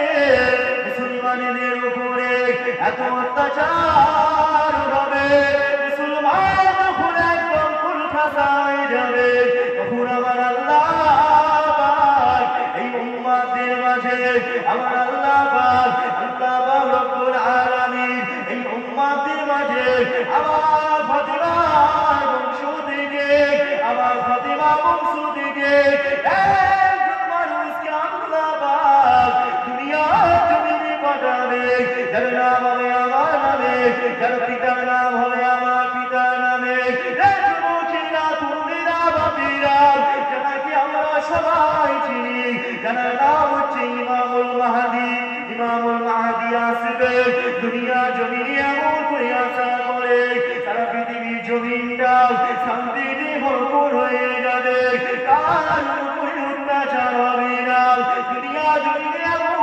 করে শান্তিতে ভরপুর হয়ে যাবে। এ যুবকেরা, তরুণীরা, বাপিরা, আর আমি মুসলমান, আর আমাদের মুশরিকগুলো সেই ইমাম মাহদির জন্য, সেই ইমাম মাহদির সৈনিক হওয়ার জন্য আল্লাহর দরবারে দোয়া করতে হবে। ও রাব্বি আল্লাহ পাক, আর আপনি যদি আমার আল্লাহ পাক হায়াত দেন, আল্লাহ আমাকে ইমাম মাহদির সৈনিক করার তৌফিক দান করুন। সেই সময় চলে আসছে, বড় বড় আলেম ওলামারা বলছে ইমাম মাহদি জন্মগ্রহণ করেছে, কয়েক বছরের মধ্যে প্রকাশ পাবে। জোরে বলেন সুবহানাল্লাহ। এখন তিনি প্রকাশ পাননি। ইউটিউবে, ফেসবুকে, সোশ্যাল মিডিয়ায় যেসব লোকগুলোকে দেখছি যারা বলে আমি ইমাম মাহদি, কে বাংলাদেশ থেকে বলছে আমি ইমাম মাহদি, কে পাকিস্তান থেকে বলছে আমাকে আমি হচ্ছি ইমাম মাহদি, বুঝতে পারছেন না? বিভিন্ন দেশ থেকে সব লোক উঠেছে, সব বলছে আমি হচ্ছি ইমাম মাহদি। আর ইমাম মাহদি বাংলায় কথা বলবে না, ইংরেজিতে কথা বলবে না, উর্দুতে কথা বলবে না। ইমাম মাহদি ভাষা হবে আরবি ভাষা। ইমাম মাহদি বাংলাদেশ থেকে প্রকাশ পাবে না, পাকিস্তান থেকে নয়। ইমাম মাহদি প্রকাশ পাবে, তেনাকে মানুষ চিনতে পারবে আল্লাহর খানায় কাবার সামনে থেকে। জোরে বলে সুবহানাল্লাহ। তিনাকে বলতে হবে না আমি ইমাম মাহদি, মানুষ তানাকে চিনে যাবে, মানুষ তানাকে চিনতে পেরে যাবে কি হচ্ছে ইমাম মাহদি। তো বাপ, আমরা কি ইমাম মাহদির সৈনিক হতে চাই কি চাই না? সবাই চান। ইমাম মাহদির সৈনিক হতে গেলে আপনাকে ইচ্ছা রাখতে হবে, নিয়ত রাখতে হবে। কারণ আমরা সৈয়দদেরকে ভালোবাসি। আমরা কি, তবে এখন খুব সাবধান, নকল সৈয়দও অনেক আছে। হ্যাঁ, নকল সৈয়দ নেই, নকল সৈয়দ। এমন অনেক সৈয়দ আছে বিড়ির টান মারে, এমন অনেক সৈয়দ আছে আমি দেখেছি, এক একটা নামাজ পড়ে নামে লাগে কিন্তু সৈয়দ আছে। আবার ওই লোকগুলো আবার দাবি করে আমি ফাতেমার বংশ, আমি ইমাম হাসান হুসাইনের বংশ, আমরা আহলে বাইত। এমনও সৈয়দ আছে, সৈয়দ নাম আর এদিকে চুরি করতে, ডাকাতি করতে। সৈয়দ চিনতে হবে আসল সৈয়দ কারা। এখন নকল সৈয়দও অনেক বেরিয়ে গেছে। আবার অনেক মানুষ প্রশ্ন করে সৈয়দ বংশ পাকিস্তান, বাংলাদেশ, সৈয়দ কিভাবে এলো? সৈয়দ বংশ পাকিস্তানে আসলো কি করে? ওটা তো ফাতেমার বংশ, হাসান হুসাইনের ধারা থেকে হয়ে এসেছে। আহলে বায়েত, আহলে বায়েত বলে যারা দাবি করতেছে, হুগলি জেলা, কোথায় মেদিনীপুর জেলা, কোথায় এই জেলা, সেই জেলা, বাংলাদেশ, এই দেশ, পাকিস্তান, এইসব জায়গাগুলো আবার সৈয়দ আহলে বায়েত কিভাবে আসে? আরে যারা এই প্রশ্নটা করে তাদেরকে উত্তরটা দেবেন, সৈয়দদেরকে কি তোমরা দেশেতে থাকতে দিয়েছিলে? যারা আসল সৈয়দ ছিল ইমাম হাসান, ইমাম হুসাইন রাদিয়াল্লাহু তাআলা আনহু, ইমাম হুসাইন হুজুরকে কি দেশে থাকতে দিয়েছিল? কারবালার ময়দানে ইমাম হুসাইন গিয়ে যুদ্ধ করে শহীদ হয়ে গেল, সেই জায়গা থেকেই তো বিচ্ছিন্ন হয়ে গেল গোটা দেশ। সৈয়দদেরকে তাড়িয়ে দেওয়া হয়েছিল, সৈয়দদেরকে আহলে বায়েতদেরকে বন্দী করে রাখা হয়েছিল, তাদেরকে তাড়িয়ে দেওয়া হয়েছিল। সেই সৈয়দরা পরম্পরা ধারা সিলসিলা, একের পর এক সিলসিলা বংশ হতে হতে চারিদিকে সৈয়দ কাকে কে এদিকে দাওয়াত দিচ্ছে হিন্দুস্তানের জমিনে। আর একটা সৈয়দকে আল্লাহর হাবিব সাল্লাল্লাহু আলাইহি সাল্লাম নিজে পাঠিয়েছিলেন ইসলামের দাওয়াত দিতে, যার নাম হচ্ছে খাজা গরিবে নওয়াজ আজমিরি সঞ্জরি রাহমাতুল্লাহ আলাইহি। খাজা মঈনুদ্দিন চিশতি হুজুরের মতো এরকম কত সৈয়দ চারিদিকে ছড়িয়েছে। ফুরফুরা শরীফের একটা ইতিহাস, সৈয়দ মনসুর বুগদাদি, গাজী সৈয়দ মনসুর বুগদাদি রহমাতুল্লাহ আলাইহি নাম শুনেছেন? ফুরফুরার বিজয়ী সৈয়দ মনসুর বাগদাদি হুজুরের হুজুর ছিলেন ঔরঙ্গজেব বাদশাহ দরবারের একজন সৈনিক, জানাকে ঔরঙ্গজেব বাদশাহ হুগলি জেলার জমিনে এই জায়গায় ফুরফুরা শরীফে পাঠানো হয়েছিল, তানাকে পাঠিয়েছিল। এইরকম ভাবে কয়েকটা মানুষকে বিভিন্ন জায়গায় ছড়িয়ে ছিটিয়ে পাঠানো হয়েছিল ইসলামের প্রচার করার জন্য, ইসলামের দাওয়াত দেওয়ার জন্য। এভাবেই তো সৈয়দ গোটা বিশ্বে ছড়িয়েছে। বুঝতে পারছেন? আমরা হেদায়েতের ভালোবাসা, আমরা সৈয়দ যারা হক সৈয়দ যারা তাদেরকে আমরা জান দিয়ে মহব্বত করি। কেন না? আমরা হচ্ছি হুসাইনি প্রেমিক। আমরা কি প্রেমিক? আমরা হুসাইনি, আমরা ইয়াজিদি প্রেমিক নয়, আমরা ইয়াজিদের পক্ষপাতিত্ব লোক নয়, আমরা হুসাইনের লোক। কথা কি ভুল বলছি? বাবেরা নওজোয়ান তরুণীরা, আল্লাহ নবীর নবী দয়া নবী, নবী আমার গুণগানে সুলতান, আমেরা দাঁড়িয়ে দিলে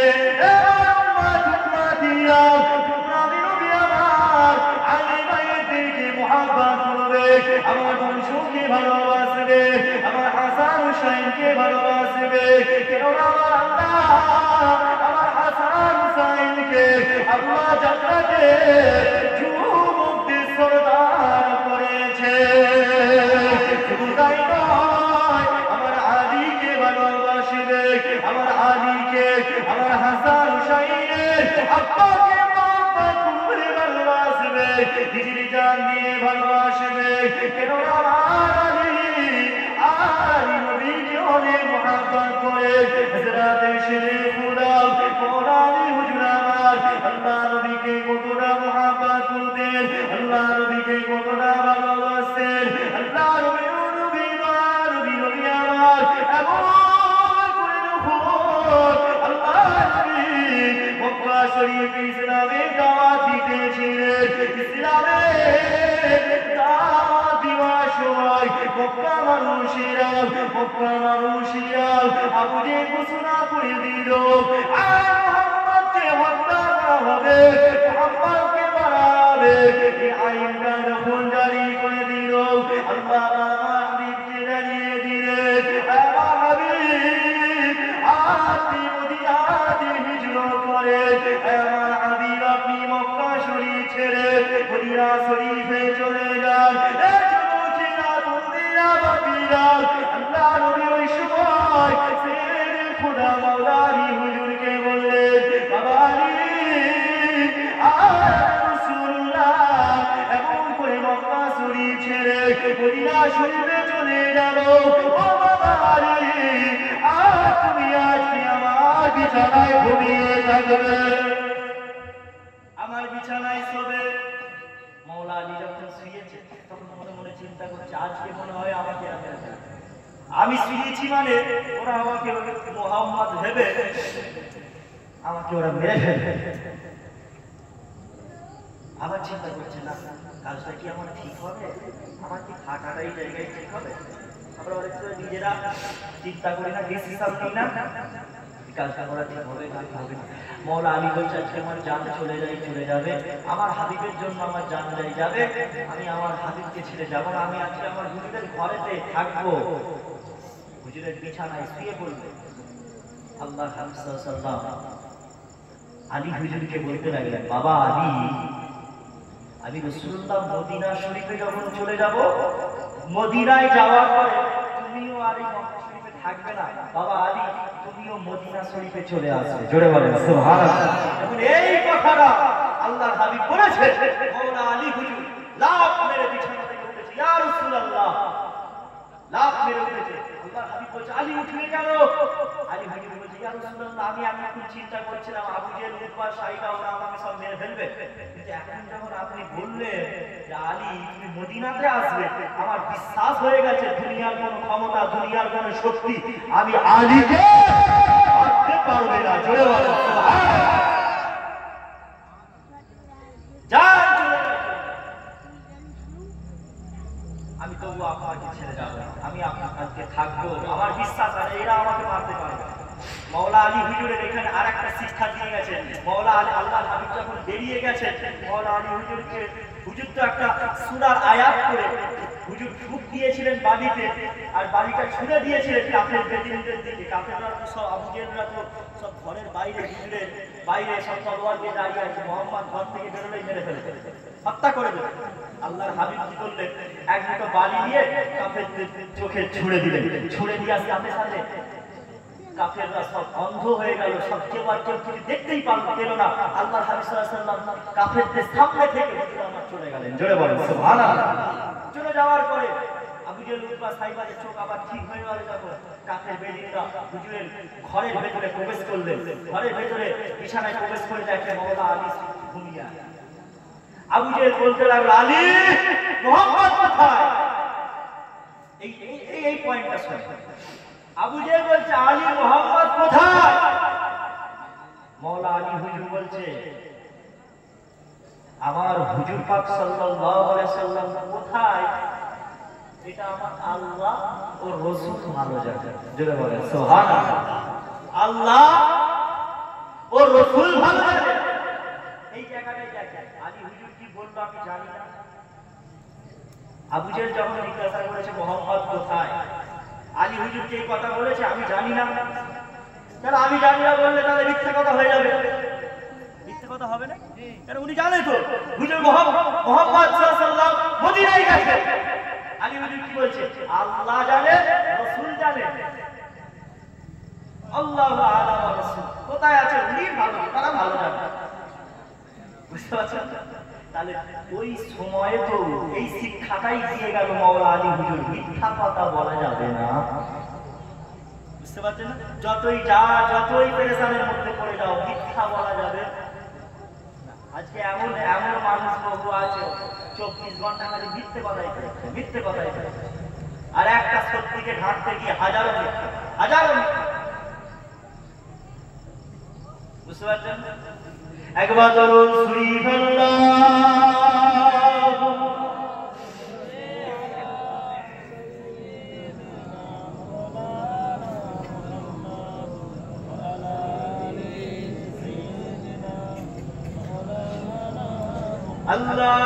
আল্লাহুম্মা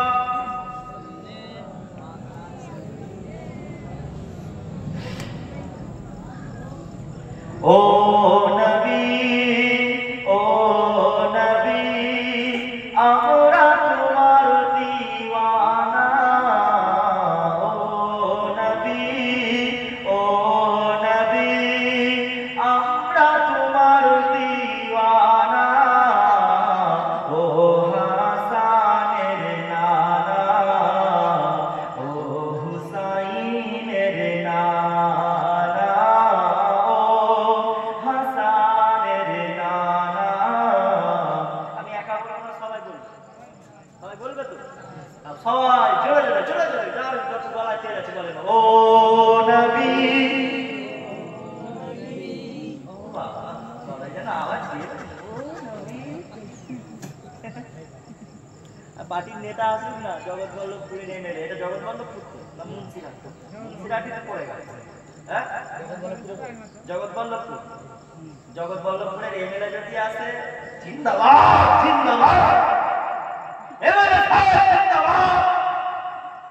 বুঝতে পারছেন না? আর নবীর নামে আওয়াজ দিচ্ছি এত আসতে গেল, আরো জোরে মহব্বতে জোরে বলেন, ও নবী আমরা তোমার দিওয়ানা। ও হাসানের নানা, ও হুসাইনের নানা, ও হাসানের নানা, ও হুসাইনের নানা। তুমি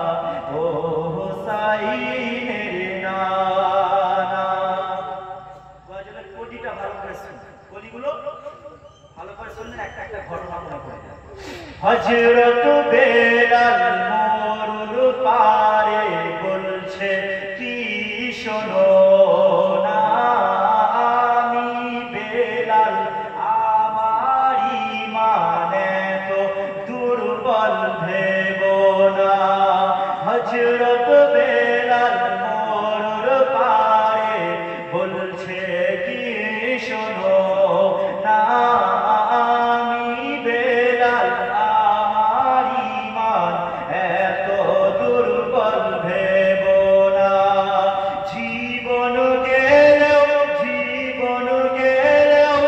আমি নবীর কলমা কবু ছাড়বো না জোরে বলো সুবহানাল্লাহ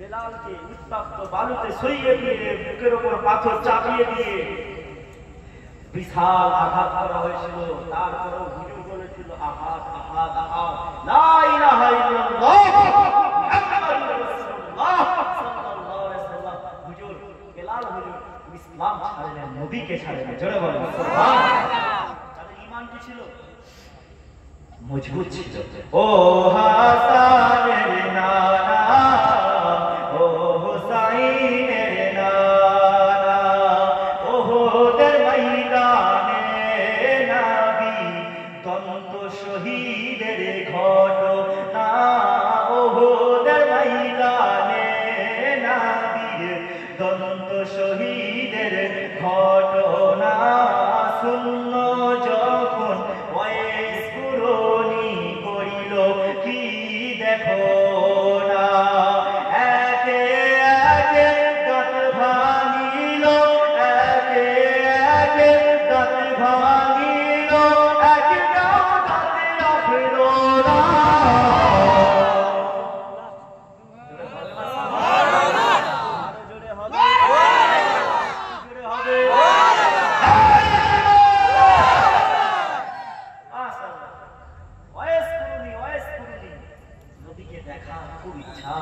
নবীর হাতে হাত দিয়ে একবার ঈমান আনবে খুব ইচ্ছা আল্লাহর হাবিবের হাতে হাত দেবে ঈমান আনবে আল্লাহর হাবিব সাল্লাল্লাহু আলাইহি সাল্লামের কাছে যখন খবর আসলো যে আপনার একটা প্রেমিক আপনার উপরে ঈমান আনবে আল্লাহর হাবিব সাল্লাল্লাহু আলাইহি সাল্লামকে চিঠি পাঠালো ইয়া রাসূলুল্লাহ আমার মায়ের শরীর খারাপ আমি আপনার কাছে যাব নাকি আমি আমার মায়ের খেদমত করব আল্লাহর হাবিব চিঠির উত্তর পাঠালেন ওয়াইস কুরুনি তুমি তোমার মায়ের খেদমত করো তারপরে আমার কাছে কখনো সময় আসলে আল্লাহ যদি তৌফিক দেয় তুমি আসবে কিন্তু আগে তোমার মায়ের দিকটা লক্ষ্য করো খেদমত করো ওয়াইস কুরুনি হুজুর মায়ের খেদমত করতে করতে আল্লাহর হাবিব সাল্লাল্লাহু আলাইহি ওয়াসাল্লাম একদিন দুনিয়া থেকে পর্দা নিলেন বিদায়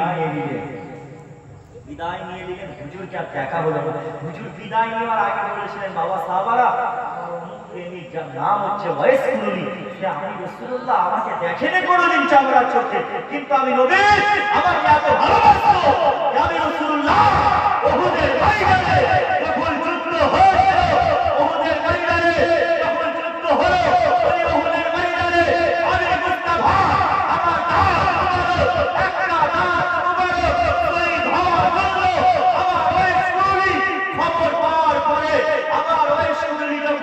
খবরটা পেল মুস্তাফা শহীদ হয়ে গেছে আমার ওয়াইস কুরুনি শোনার সঙ্গে সঙ্গে সমস্ত দাঁতগুলো ভেঙে ফেলে দিয়েছিল জোরে বলো সুবহানাল্লাহ সেই ওয়াইস কুরুনিকে রাসূলুল্লাহ ওয়াইসে জিয়ারত করেছিলাম বাবা সাহাবা আমার জুব্বা মুবারকটা আমার জুব্বাটা আমার ওয়াইস কুরুনিকে তোমরা দিয়ে দেবে জোরে বলো সুবহানাল্লাহ কেমন প্রেম করে নবী দাঁত ভেঙে গেছে খবর শুনেছে ওয়াইস কুরুনি খবর শোনার পরে নিজের দাঁত সব পাথর দিয়ে মেরে ভেঙে ফেলে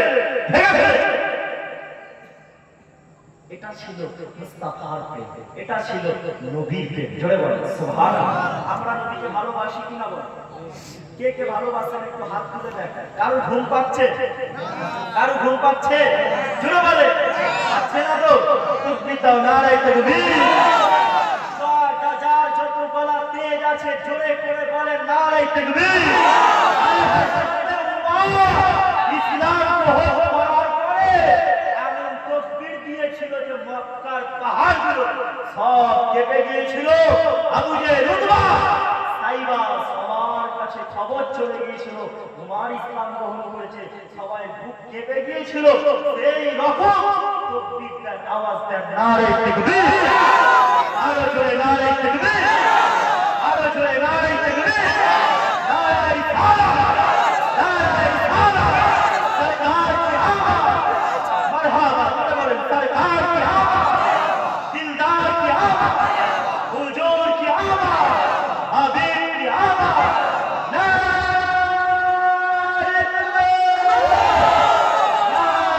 মুস্তাফা, বলেন মারহাবা, মারহাবা, নারে মুস্তাফা। আল্লাহ পাক কবুল করেন, জোরে বলেন আল্লাহ।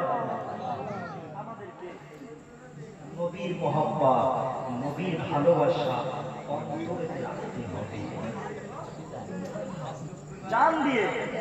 শুধু মুখে ওই মৌখিক ভালোবাসাই করলে হবেনি। নবীকে ভালোবাসি, মওলা আলী হুজুর ভালোবেসেছে, জান দিয়ে ভালোবেসেছে, বুঝতে পারছেন না? তাই তো তার সম্মান মাকা হলো অনেক আলাদা। হযরত শেরে খুদা মওলা আলী রাদিয়াল্লাহু তাআলা আনহু আল্লাহর নবী নবীকে কতটা মহব্বত করেছিলেন। এই যুবকিয়া দুনিয়া রবিয়া ইসলামী মওলা আলী হুজুর ঘুমের মাধ্যমে, ঘুমের মধ্যে এমন করে স্বপ্নের মাধ্যমে দেখতে লাগলেন, রাতের বেলায় ঘুমাচ্ছেন, স্বপ্নের মধ্যে দেখতে লাগলেন আল্লাহর নবী আবার এমন করে ফজরের নামাজ পড়িয়ে, ফজরের নামাজ পড়ানোর পরে আল্লাহ নবীর কাছে আল্লাহ নবীকে একটা খেজুরের পেয়ালা দিলেন। ওই খেজুরের পেয়ালাটা নিয়ে আল্লাহ নবী দয়া নবী সাহাবা হুজুরদের মধ্যে বন্টন করে দিলেন। এটা হযরত আলী হুজুর আমার স্বপ্নের মধ্যে দেখতেছেন। হযরত মাওলা আলী স্বপ্নে দেখছেন যে আল্লাহ নবী দয়া নবী এমন করে আর আলী হুজুরকেও একটা খেজুর আলী হুজুরকেও দিয়েছে। আলী হুজুরের ঘুমটা যখন ভেঙে যায়, সে খোদা মওলা আলী রাদিয়াল্লাহু তাআলা আনহু দেখতে লাগলেন হযরত মাওলা আলীর ঠোঁট মুবারকে খেজুরের ছাল লেগে আছে। সুবহানাল্লাহ, পানি দেবে,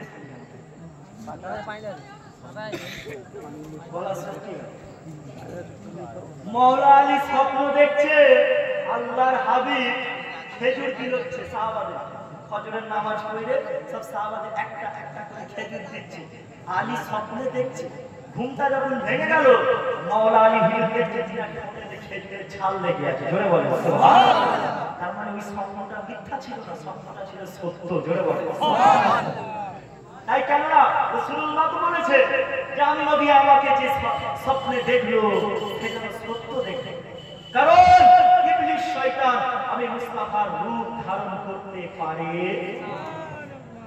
আমাকে যে স্বপ্নে দেখবে সে ঠিক দেখবে, সত্য দেখবে। মওলা আলী হুজুর যে স্বপ্নটা দেখছিলেন সেটা সত্যই দেখছিলেন। আল্লাহর হাবিব তাআলা এসে ঘুমের মধ্যে খেজুর খাইয়ে দিয়েছিলেন। জোরে বলেন সুবহানাল্লাহ। মওলা আলী হুজুর আল্লাহর নবীর মসজিদে নববী শরীফে ফজরের নামাজটা পড়তে গেলেন। ঘুমটা ভেঙে গিয়ে তারপরে ফজরের নামাজ পড়তে গেলেন। মওলা আলী হুজুর আমার ফজরের নামাজটা হযরতে ফারুক আযম ওমর ফারুক হুজুর নামাজ পড়ালেন। নামাজ শেষে একজন সাহাবা এসে হযরতে ওমর ফারুক হুজুরকে একটা পিয়ালায় করে কিছু খেজুর দিলেন। ওই খেজুরটা হযরতে ফারুক আযম দ্বিতীয় খলিফা হযরতে ওমর ফারুক রাদিয়াল্লাহু তাআলা আনহু হুজুর ওই খেজুরটা নিয়ে সাহাবা হুজুরদের সবাইকে একটা একটা করে দিতে লাগলো। মওলা আলী হুজুর বলছেন ও হযরতে ওমর আপনি আমাকে দুটো খেজুর দেন, আপনি আমাকে আরেকটা বেশি খেজুর দেন। হযরতে ওমর ফারুক বলছে আলী তোমাকে কেন দুটো খেজুর দেবো? রাতের বেলায় কি আল্লাহর হাবিব সাল্লাল্লাহু আলাইহি সাল্লাম তোমাকে দুটো খেজুর দিয়েছিল? আলী তোমাকে কি দুটো খেজুর দিয়েছিল? আলী বলছে না, আমাকে একটা খেজুর দিয়েছে। ওমর ফারুক বলছে তাহলে আমার মুস্তাফা তোমাকে একটা খেজুর দিয়েছে, আমিও তোমাকে একটাই খেজুর দিলাম। জোরে বলেন সুবহানাল্লাহ। যদি মুস্তাফা দুটো খেজুর দিত তাহলে আমিও তোমাকে দুটো খেজুর দিলাম। মাওলা আলী হুজুর চিন্তায় পড়েছে, স্বপ্ন দেখেছি আমি, ফারুক আজম ওমর ফারুক জানলো কিভাবে? জোরে বলবেন না সুবহানাল্লাহ। স্বপ্ন দেখলাম আমি যে আল্লাহর হাবিব খেজুর খাওয়াচ্ছে, তো উমর জানলো কিভাবে? আমি তো উমরকে বলিনি। সুবহানাল্লাহ বলবেন না? উমর ফারুক বলছে আলী তুমি স্বপ্ন দেখেছো সত্য, তুমি যে স্বপ্নটা দেখেছো আমি ওই স্বপ্নটা দেখেছি। জোরে বলুন সুবহানাল্লাহ। তুমি যে স্বপ্নটা দেখেছো আমি ওই স্বপ্ন দেখেছি, আল্লাহর হাবিব সাল্লাল্লাহু আলাইহি ওয়াসাল্লাম সবাইকে খেজুর দিচ্ছে, আমিও একটা খেজুর খেয়েছি। জোরে বলুন সুবহানাল্লাহ। তারা নবীকে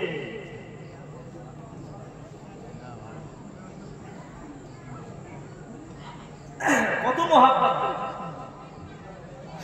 কত ভালোবেসেছে, তাই তাদের দরজা আল্লাহ অনেক আলা করে দিয়েছে। আল্লাহ নবী দয়া নবী যখন মিরাজে গিয়েছিলেন, আমার রাসূলুল্লাহ দরজারে সুলতান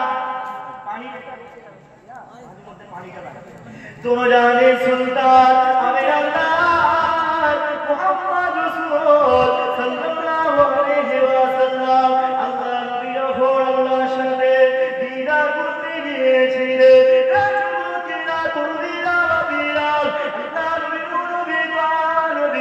যখন জান্নাতের মধ্যে প্রবেশ করলেন, আর আমার রাসূলুল্লাহ জান্নাতের ভিতরে হাঁটা চলার আওয়াজ শুনতে পেলেন। হযরতে শেখ খুদা হযরতে আমার রাসূলুল্লাহ দরজারে সুলতান মুহাম্মদ রাসূল সাল্লাল্লাহু আলাইহি ওয়াসাল্লাম এমন করে যখন আমার হাঁটা চলার শব্দটা শুনতে পেলেন, আল্লাহ নবী ওই সময় হযরতে জিবরিল আমিনকে জিজ্ঞাসা করলেন, হযরতে জিবরাইল এই হাঁটা চলার শব্দটা কার? এটা কে হাঁটতেছে? কিন্তু আমি কাউকে দেখতে পাচ্ছি না।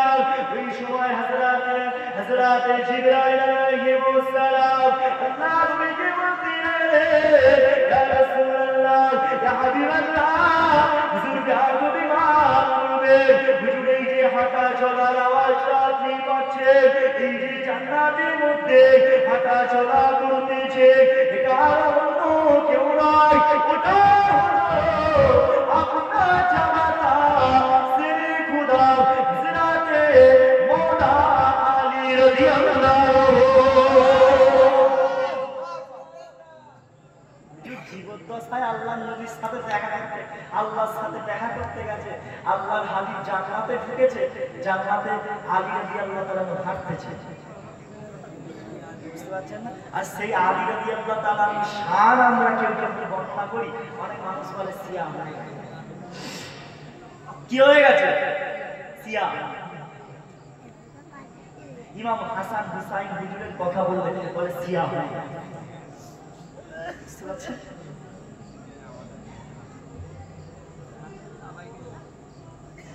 মাওলা আলী রাদিয়াল্লাহু তাআলা আনহুকে মহব্বত করা হচ্ছে, ভালোবাসা হচ্ছে তোমার ঈমান। ভালোবাসতে বাবেরা জওয়ান তরুণীরা, এ নবী পাকের প্রেমিকরা, রাসূলুল্লাহ নবীকে মহব্বত করো, ভালোবাসো, কিয়ার করো। আল্লাহ নবীকে যেমন সাহাবা হুজুরেরা ভালোবেসেছিল, আর তাদের মতো মহব্বত করো, ভালোবাসো। আল্লাহ নবী সাহাবা হযরতে তালহা রাদিয়াল্লাহু তাআলা আনহু আল্লাহ নবীর হাতে হাত রেখে ঈমান করলেন। আল্লাহ নবীকে হযরতে তালহা রাদিয়াল্লাহু তাআলা আনহু আল্লাহ নবীকে বলতে লাগলেন, ইয়া রাসূলুল্লাহ, ইয়া হাবিবাল্লাহ, হুজুর আমি তালহা আপনাকে নিজের জান দিয়ে মহব্বত করি, হুজুর আমি আপনাকে নিজের জান দিয়ে, ইয়া রাসূলুল্লাহ, হুজুর আমি ভালোবাসি। তালহা তুমি কি না সত্য বলছো? আল্লাহ নবী সাহাবা হযরতে তালহা রাদিয়াল্লাহু আনহু ওই সময় আমার রাসূলুল্লাহকে বলতে লাগলেন, ইয়া রাসূলুল্লাহ হাবিবাল্লাহ, হুজুর আমি এটা সত্য কথা বলছি। আল্লাহ নবী বললেন, আরে বাবা তালহা যাও, চলে যাও, চলে যাও। আর তুমি যদি আমাকে মহাব্বত করো, তুমি যদি আমাকে ভালোবাসো, তাহলে তুমি এমন করে তোমার আব্বা মায়ের বরদানটা আলাদা করে দাও।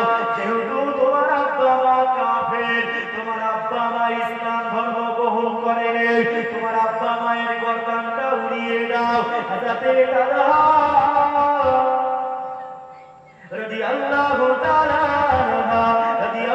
তাআলা আনহু ওই সময় তলোয়ার খানা নিয়ে লাফ দিয়ে দাঁড়িয়ে উঠে বললেন, ইয়া রাসূলুল্লাহ, ইয়া হাবিবাল্লাহ, হুজুর আমি আমার আব্বা মায়ের মাথা কেটে আনছি। আল্লাহ নবী সাহাবা হযরতে তালহা রাদিয়াল্লাহু আনহু তলোয়ার খানা নিয়ে হযরতে তালহা ছুটতে লাগলেন। আল্লাহ নবী বলতে লাগলেন, ও বাবা তালহা, যেও না বাবা, যেও না, আমার কাছে ফিরে আসো। হযরতে তালহা হুজুর আমার এমন করে আল্লাহর হাবিবের কাছে আবার আসলেন, আল্লাহ নবীর কাছে আসলেন। আল্লাহ নবী ওই সময় আমার রাসূলুল্লাহকে বলতে লাগলেন, ইয়া রাসূলুল্লাহ হাবিবাল্লাহ।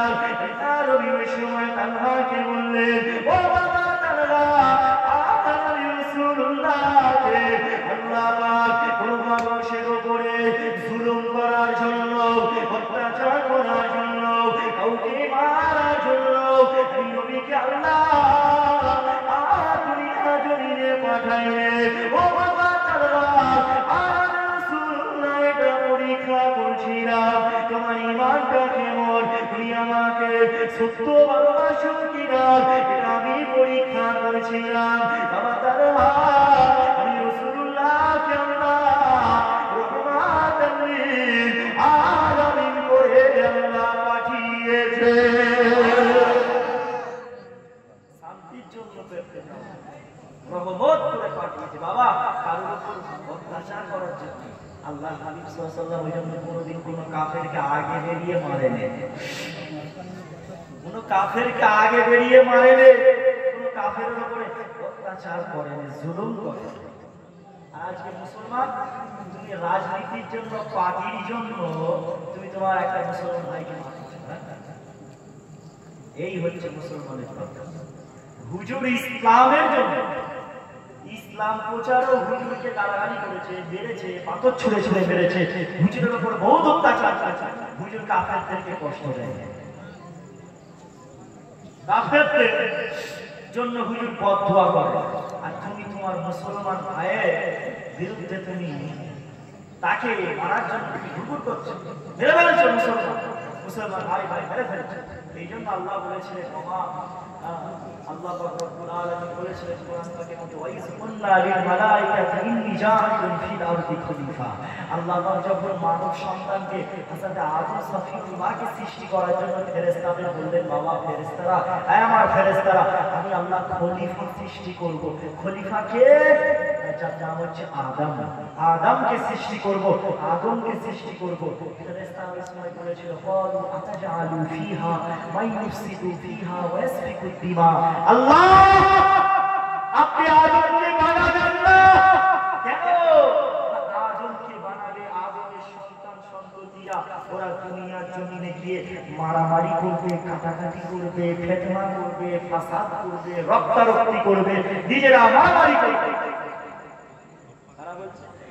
ফেরেশতারা আল্লাহকে বলছে, আল্লাহ আদমকে বানাবেন, আদমের তো সন্তান সন্ততি হবে, ওরা দুনিয়ায় গিয়ে মারামারি করবে, কাটাকাটি করবে। কথা ভুল বলেছিল না ঠিক বলেছিল?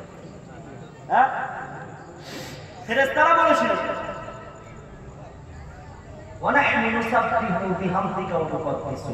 আল্লাহ আমরা তো ফেরেশতারা আপনার ইবাদত বন্দেগী করছি, আমরা তো আপনার তাসবিহ তাহলিল করছি, তো কেন খালি মানুষকে বানাবেন, সৃষ্টি করবেন, ওদেরকে কেন বানাবেন? ওদেরকে বানাতে হবে না।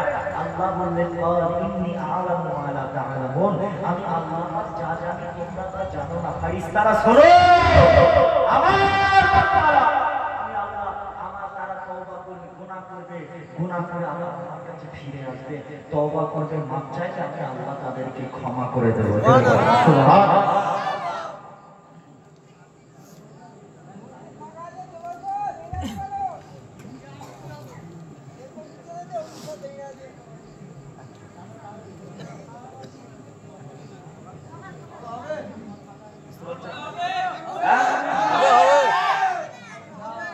হবে হবে, জোরে বলবেন তো, হবে কি হবে?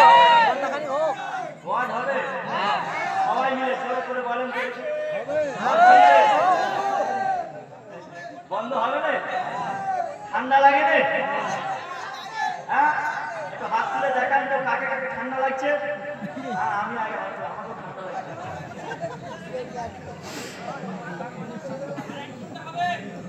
বলে 1 ঘন্টা হবে। বাবেরা জওয়ান তরুণেরা, এই রবিবারে বিবিকিরা, আল্লাহর নবীকে মহব্বত করো, ভালোবাসো, আমার রাসূলুল্লাহকে প্রিয় করে, সাহাবা হুজুরেরা আল্লাহর নবীকে কতটা মহব্বত করেছিল। এই যুবকেরা, তরুণেরা, বাবিরা, আল্লাহর নবী দুনিয়া মাদুরারে সুলতান, এই তোমার নবী বাইরে গিয়ে দিয়েছে।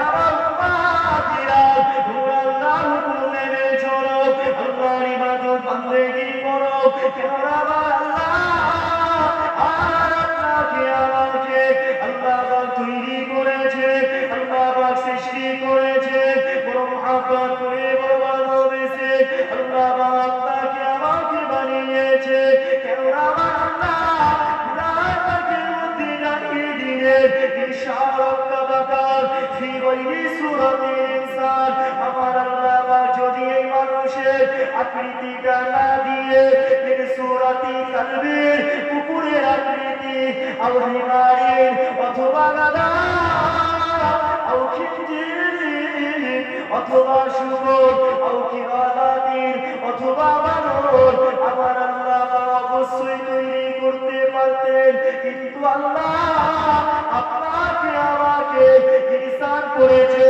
মানুষ করেছে একটাই উদ্দেশ্যে, আমার বান্দা বান্দীরা আমি আল্লাহ আমার ইবাদত বন্দেগী করবে। আল্লাহ কুকুর করেছে কি আমাদের? জানোয়ার, কোন সিংহ করেছে? আচ্ছা, সিংহ কি একটা হিংস্র প্রাণী? তো হ্যাঁ, বাঘ কি সিংহ, বাঘ কি হিংস্র প্রাণী? তো জানোয়ার না, জানোয়ার না, কি গো, বাঘ কি জানোয়ার না? এখন আবার মানুষকে বাঘ বললে খুশি হয়ে যায়, শের কা বাচ্চা বললে খুশি হয়ে যায়, বাঘের বাচ্চা, বুঝতে পারছেন না? আল্লাহ আমাদেরকে ইনসান করেছে, মানুষ করেছে, শের করে না, বাঘ করে না, সিংহ করে না, হরিণ করে না, আল্লাহ মানুষ করেছে, ইনসান করেছে। কিসের জন্য? না আমার বান্দারা কোনটা কি আমার ইবাদত বান্দেগী করবে। ওমা খালাকাতুল জিন্না ওয়াল ইনসা ইল্লা লিয়াবুদুন, আল্লাহ বলছে আমার ফেরেশতারা, আমি আল্লাহ মানুষ ও জিন জাতিকে সৃষ্টি করেছি আমার ইবাদত বান্দেগী করার জন্য, আমার দাসত্ব করার জন্য। আচ্ছা, আল্লাহ গরুকে শ্রেষ্ঠ করেছেন না মানুষকে? কুকুর শ্রেষ্ঠ না মানুষ? আল্লাহ বলছে আমি আল্লাহ মানব জাতিকে সব থেকে শ্রেষ্ঠ করেছি, সম্মানওয়ালা করেছি। আমরা কি তার মানে শ্রেষ্ঠ? আজকে আমরা শ্রেষ্ঠ হয়ে দেখেন আমরা দুনিয়ার জমিনে শ্রেষ্ঠত্বের মর্যাদা রাখতে পারছি না। দুনিয়ায় আমরা এসে শুধু ফিতনা ফাসাদ করছি, আল্লাহকে ভুলে গেছি, টোটালি আল্লাহকে ভুলে গেছি। আল্লাহ জানিয়ে দিলেন, ওরে আমার বান্দা বান্দীরা রে, লাকাদ খালাকনাল ইনসানা ফি আহসানি তাকবীর, আমি আল্লাহ মানুষকে সুন্দর করে নকশা দিয়ে, ডিজাইন আল্লাহ পাক বানিয়েছি। বলুন আপনারা, গরু দেখতে সুন্দর না মানুষ দেখতে সুন্দর? কেমন ডিজাইন করে আল্লাহ বানিয়েছে। এই চোখটা যদি আমার আল্লাহ পিছন দিকে দিতে দেখতে ভালো লাগতো না, খারাপ লাগতো। নাকটাকে যদি আল্লাহ এই ঠোঁটের নিচে দিতেন কেমন লাগতো? কানটাকে যদি আল্লাহ এই নাকে দুই দিকে ঝুলিয়ে দিত কেমন লাগতো? খারাপ লাগতো। আমার আল্লাহ বলছে, আমার বান্দারে আমি আল্লাহ সুন্দর করে নকশা দিয়ে ডিজাইন করে আমি আল্লাহ তোদের বানিয়েছি। বান্দা তোরা আমি আল্লাহ আমার ইত্তেবা করবি, আমার তাবেদারি করবি, আমার হাবিবের অনুকরণ করবি। আমার হাবিব যে পথে চলেছে তোরা সেই পথে চলবি। দুনিয়ার মানুষ, দুনিয়ার জালিম বাদশারা তোদের উপর যতই জুলুম অত্যাচার করুক, তারপরেও তোরা মুহাম্মদকে ছাড়বি না। যোগী আদিত্যনাথ, টাকলা, ছ্যাঁচড়া আমাদের ওই নরেন্দ্র মোদী,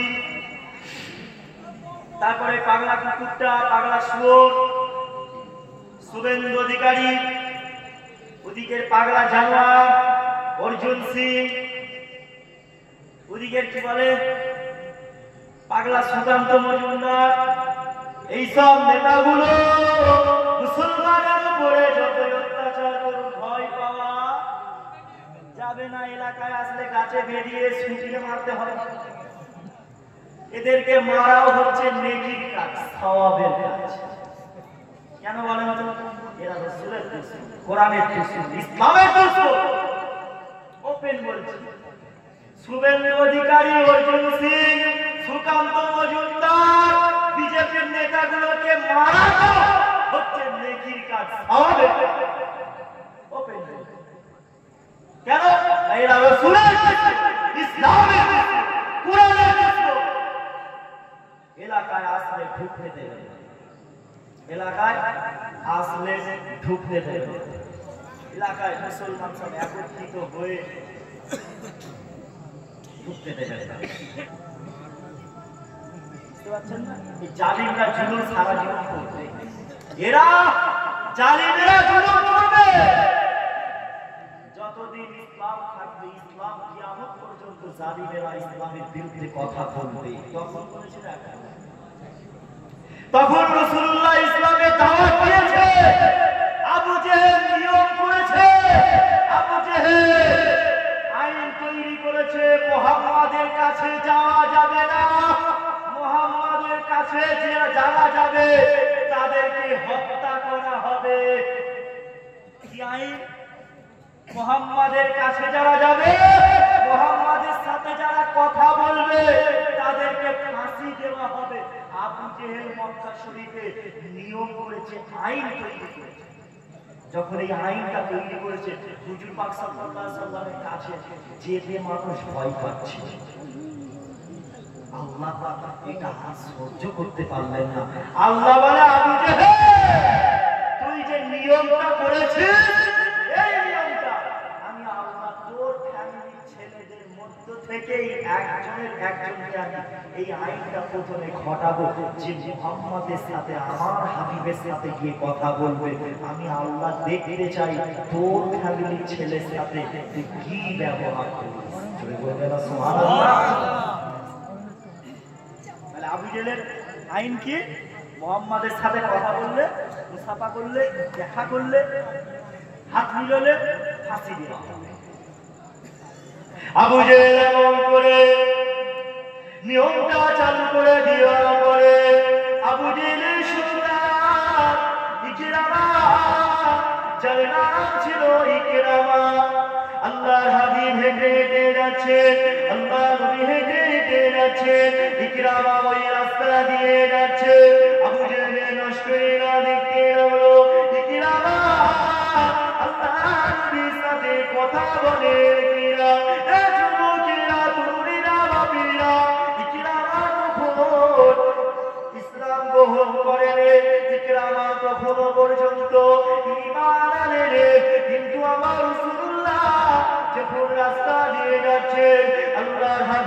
যখন ইকরামাকে দেখলেন, ইকরামাকে দেখার পরে আল্লাহর হাবিব একটু সাইড কাটিয়ে চলে যাচ্ছে।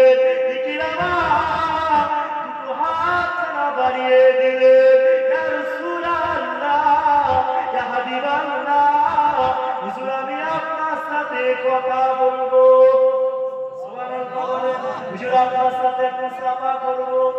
ইকরামা কার ছেলে? জোরে বলে, কার ছেলে? আবু জেহেল। আর আবু জেহেলের নিয়ম করে তো মুহাম্মাদের সাথে কথা বললে ফাঁসি দেওয়া। আর ইকরামার ছেলে মুহাম্মদ সাল্লাল্লাহু আলাইহি ওয়াসাল্লাম বুঝে বলে, ইয়া রাসূলুল্লাহ আমি আপনার সাথে কথা বলতে চাই, আমি আপনার সাথে মুসাফা করতে চাই। কিন্তু আমার নবী পাক সাল্লাল্লাহু আলাইহি ওয়াসাল্লামের হাতে কেউ যখন হাতটা বাড়িয়ে দিত, হুজুর আমার হাতটা সরিয়ে দিত। সে যেই হোক, হুজুরের দিকে কেউ যদি হাত বাড়াতো, হাত সরাতো না। আর আজকাল কিছু মৌলভী সাহেব, মুফতি সাহেব, পীরজাদা সাহেব, ইমাম সাহেব মুসাফা করতে গেলে হাত সরিয়ে দেয়। কথা ভুল বলছে? মুসাফা করতে গেলে হাত সরিয়ে দেয়। এমন দেখবেন বহু আলেম, মুফতি সাহেব, পীরজাদা সাহেব বহু আছে মুসাফা করতে চাই না। আল্লাহর হাবিব সাল্লাল্লাহু আলাইহি ওয়াসাল্লাম মুসাফা করতে দলে দলে হাজার হাজার মানুষ এসে মুসাফা করতে, হুজুরের হাতে যখন কেউ হাতটা রাখতো, সেই মানুষটা যতক্ষণ না পর্যন্ত হাত ছাড়তো, মুস্তাফা ততক্ষণ পর্যন্ত হাত ছাড়তো না। জোরে বলেন সুবহানাল্লাহ। ইকরামা আল্লাহর হাবিবকে জড়িয়ে ধরার পর ইকরামা যত জড়িয়ে ধরছে, তত ইকরামার মনেতে অন্তরেতে শান্তি আরো বেড়ে যাচ্ছে, প্রশান্তি পাচ্ছে। আবু জেহেল খবর পেল ইকরামা রাসূলুল্লাহর সাথে কথা বলেছে, তাহলে শাস্তি তো দিতে হবে। আবু জেহেলের লশকরেরা সবাই শাস্তি দিতে ভয় পাচ্ছে। আবু জেহেলের ছেলে লশকরেরা শাস্তি দিতে ভয় পাচ্ছে, কারণ নেতা ছেলে। আবু জেহেলের ছেলেকে মারবে, হত্যা করবে, পারে? নেতার ছেলে, ভয় তো লাগবে। নেতার ছেলেকে ফাঁসি দিবে, ভয় খাচ্ছে সবাই। ইকরামা বলছে, তোমরা এক কাজ করো, তোমরা আমাকে নদীতে ফেলে দিয়ে আসো। যেই নদীতে মাছ থাকে, কুমির থাকে, মাছেরা কুমিরেরা আমি ইকরামাকে খেয়ে ফেলবে। ইকরামাকে নদীতে ফেলে দেওয়া হলো। ইকরামার হাতটা বেঁধে, পাটা বেঁধে, চোখটা বন্ধ করে ইকরামাকে নদীতে ফেলে দেওয়া হলো। আবু জেহেলের লশকরেরা সবাই চলে গেল, সবাই গিয়ে দেখতে লাগলো ইকরামার সাথে কি হয়। ইকরামাকে দেখতে লাগলো, ইকরামাকে বড় বড় মাছ সব গোল করে ঘিরে রেখে, সবাই গোল করে মাছগুলো ঘিরে রেখেছে। একটা বিরাট বড় মাছ এসে ইকরামাকে পিঠে করে তুলে নদী তীরে এসে দিয়ে গেল। জোরে বলেন সুবহানাল্লাহ। ইকরামাকে জিজ্ঞাসা করছে, কি ব্যাপার, তোমাকে মাছ, বড় বড় মাছ খেলুনি কেন? ইকরামা বলছে, তার কারণ একটাই, মাছেদের সাথে আমার কথা হয়েছে, মাছেরা আমাকে বলেছে তোমাকে না খাওয়ার একটাই কারণ, কারণটা হচ্ছে তুমি মুস্তাফার সাথে, মুস্তাফার হাতে হাত রেখে মুসাফা করেছিলে, মুস্তাফাকে তুমি জড়িয়ে ধরেছিলে। হাবিবুল্লাহ মুস্তাফা শরীরের ঘ্রাণ, শরীরের ঘ্রাণটা, খুশবুটা ইকরামা তোমার শরীর থেকে পাওয়া যাচ্ছে, তাই আমাদেরকে আল্লাহ হুকুম করেছে, খবরদার ইকরামাকে তোরা খাবি না। জোরে বলো। মুস্তাফার ঘাম ওই জন্য ছিল মিষ্টি আম্বারের থেকেও খুশবু। মুস্তাফার ঘাম একটা ছড়ে পড়লে মনে হতো একটা মনে মুস্তা ছড়ে পড়লো। জোরে বলেন সুবহানাল্লাহ। ইকরামা আবার বলল, দ্বিতীয় পরীক্ষা, আমি আবার জানতে চাই সত্যি কি মুস্তাফা হাবিবুল্লাহ মুহাম্মদ সাল্লাল্লাহু আলাইহি ওয়াসাল্লামকে বুকে জড়ানোর জন্য আল্লাহ বাঁচাচ্ছে? আচ্ছা তোমরা এক কাজ করো, গভীর জঙ্গলে আমাকে রেখে এসো, যেখানে বাঘ ভাল্লুক আমাকে খেয়ে ফেলবে, যেখানে বাঘ ভাল্লুক থাকে সেখানে রেখে এসো। বাঘ ভাল্লুক যেখানে থাকে জঙ্গলে রেখে আসা হলো। যখন আবু জেহেল লশকররা দেখছে বাঘ ভাল্লুক সব ইকরামাকে খেতে যাচ্ছে, তখন আবু জেহেল লশকররা সব ভয়ে পালাতে লাগলো, আর বাঘগুলো এসে ইকরামার কাছে এসে সালাম দিতে লাগলো। জোরে বলো সুবহানাল্লাহ। সব বসে গেল, বসে গিয়ে সালাম দিচ্ছে ইকরামাকে। ইকরামা বাঘের সাথে কথা বলছে, কেন? না মুস্তাফার শরীরে ঘ্রাণ পাওয়া যাচ্ছে। জোরে বলো সুবহানাল্লাহ। ইকরামা বলতে লাগলো, তোমরা আবার একবার পরীক্ষা করো, আমাকে পাহাড় থেকে তোমরা ফেলে দাও, পাহাড় থেকে তোমরা আমাকে উঁচু পাহাড় থেকে ধাক্কা মেরে ফেলে দাও।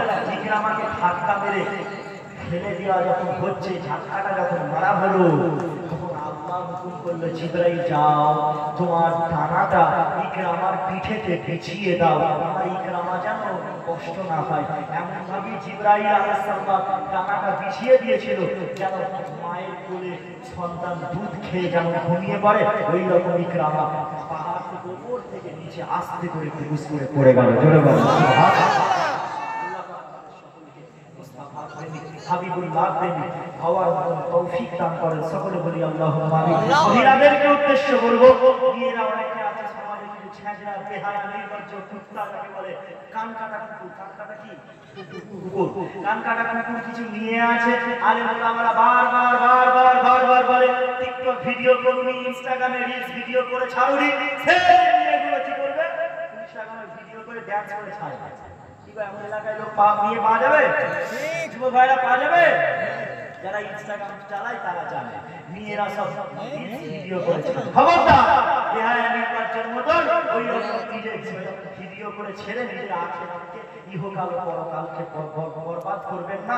আর মহিলাদের উদ্দেশ্যে বলবো, আল্লাহর হাবিব সাল্লাল্লাহু আলাইহি সাল্লাম একটা হাদিস বলেছিলেন যে মহিলাটা মাথায় কাপড় দেয় না, মাথার চুলটা খুলে ঘোরে, ওই মহিলাটা মারা যাবে, ওই মহিলাটার মাথার চুলগুলো প্রত্যেকটা চুল বিষাক্ত সাপ হয়ে যাবে, আর ওই সাপগুলো কবরেতে ওই মেয়েটার মাথায় কামড়াবে।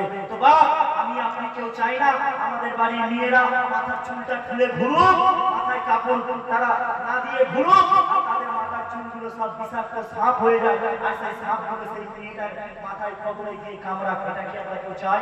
চাই না। তাহলে আমাদের কর্তব্য হবে পর্দা করার হুকুম দিতে হবে।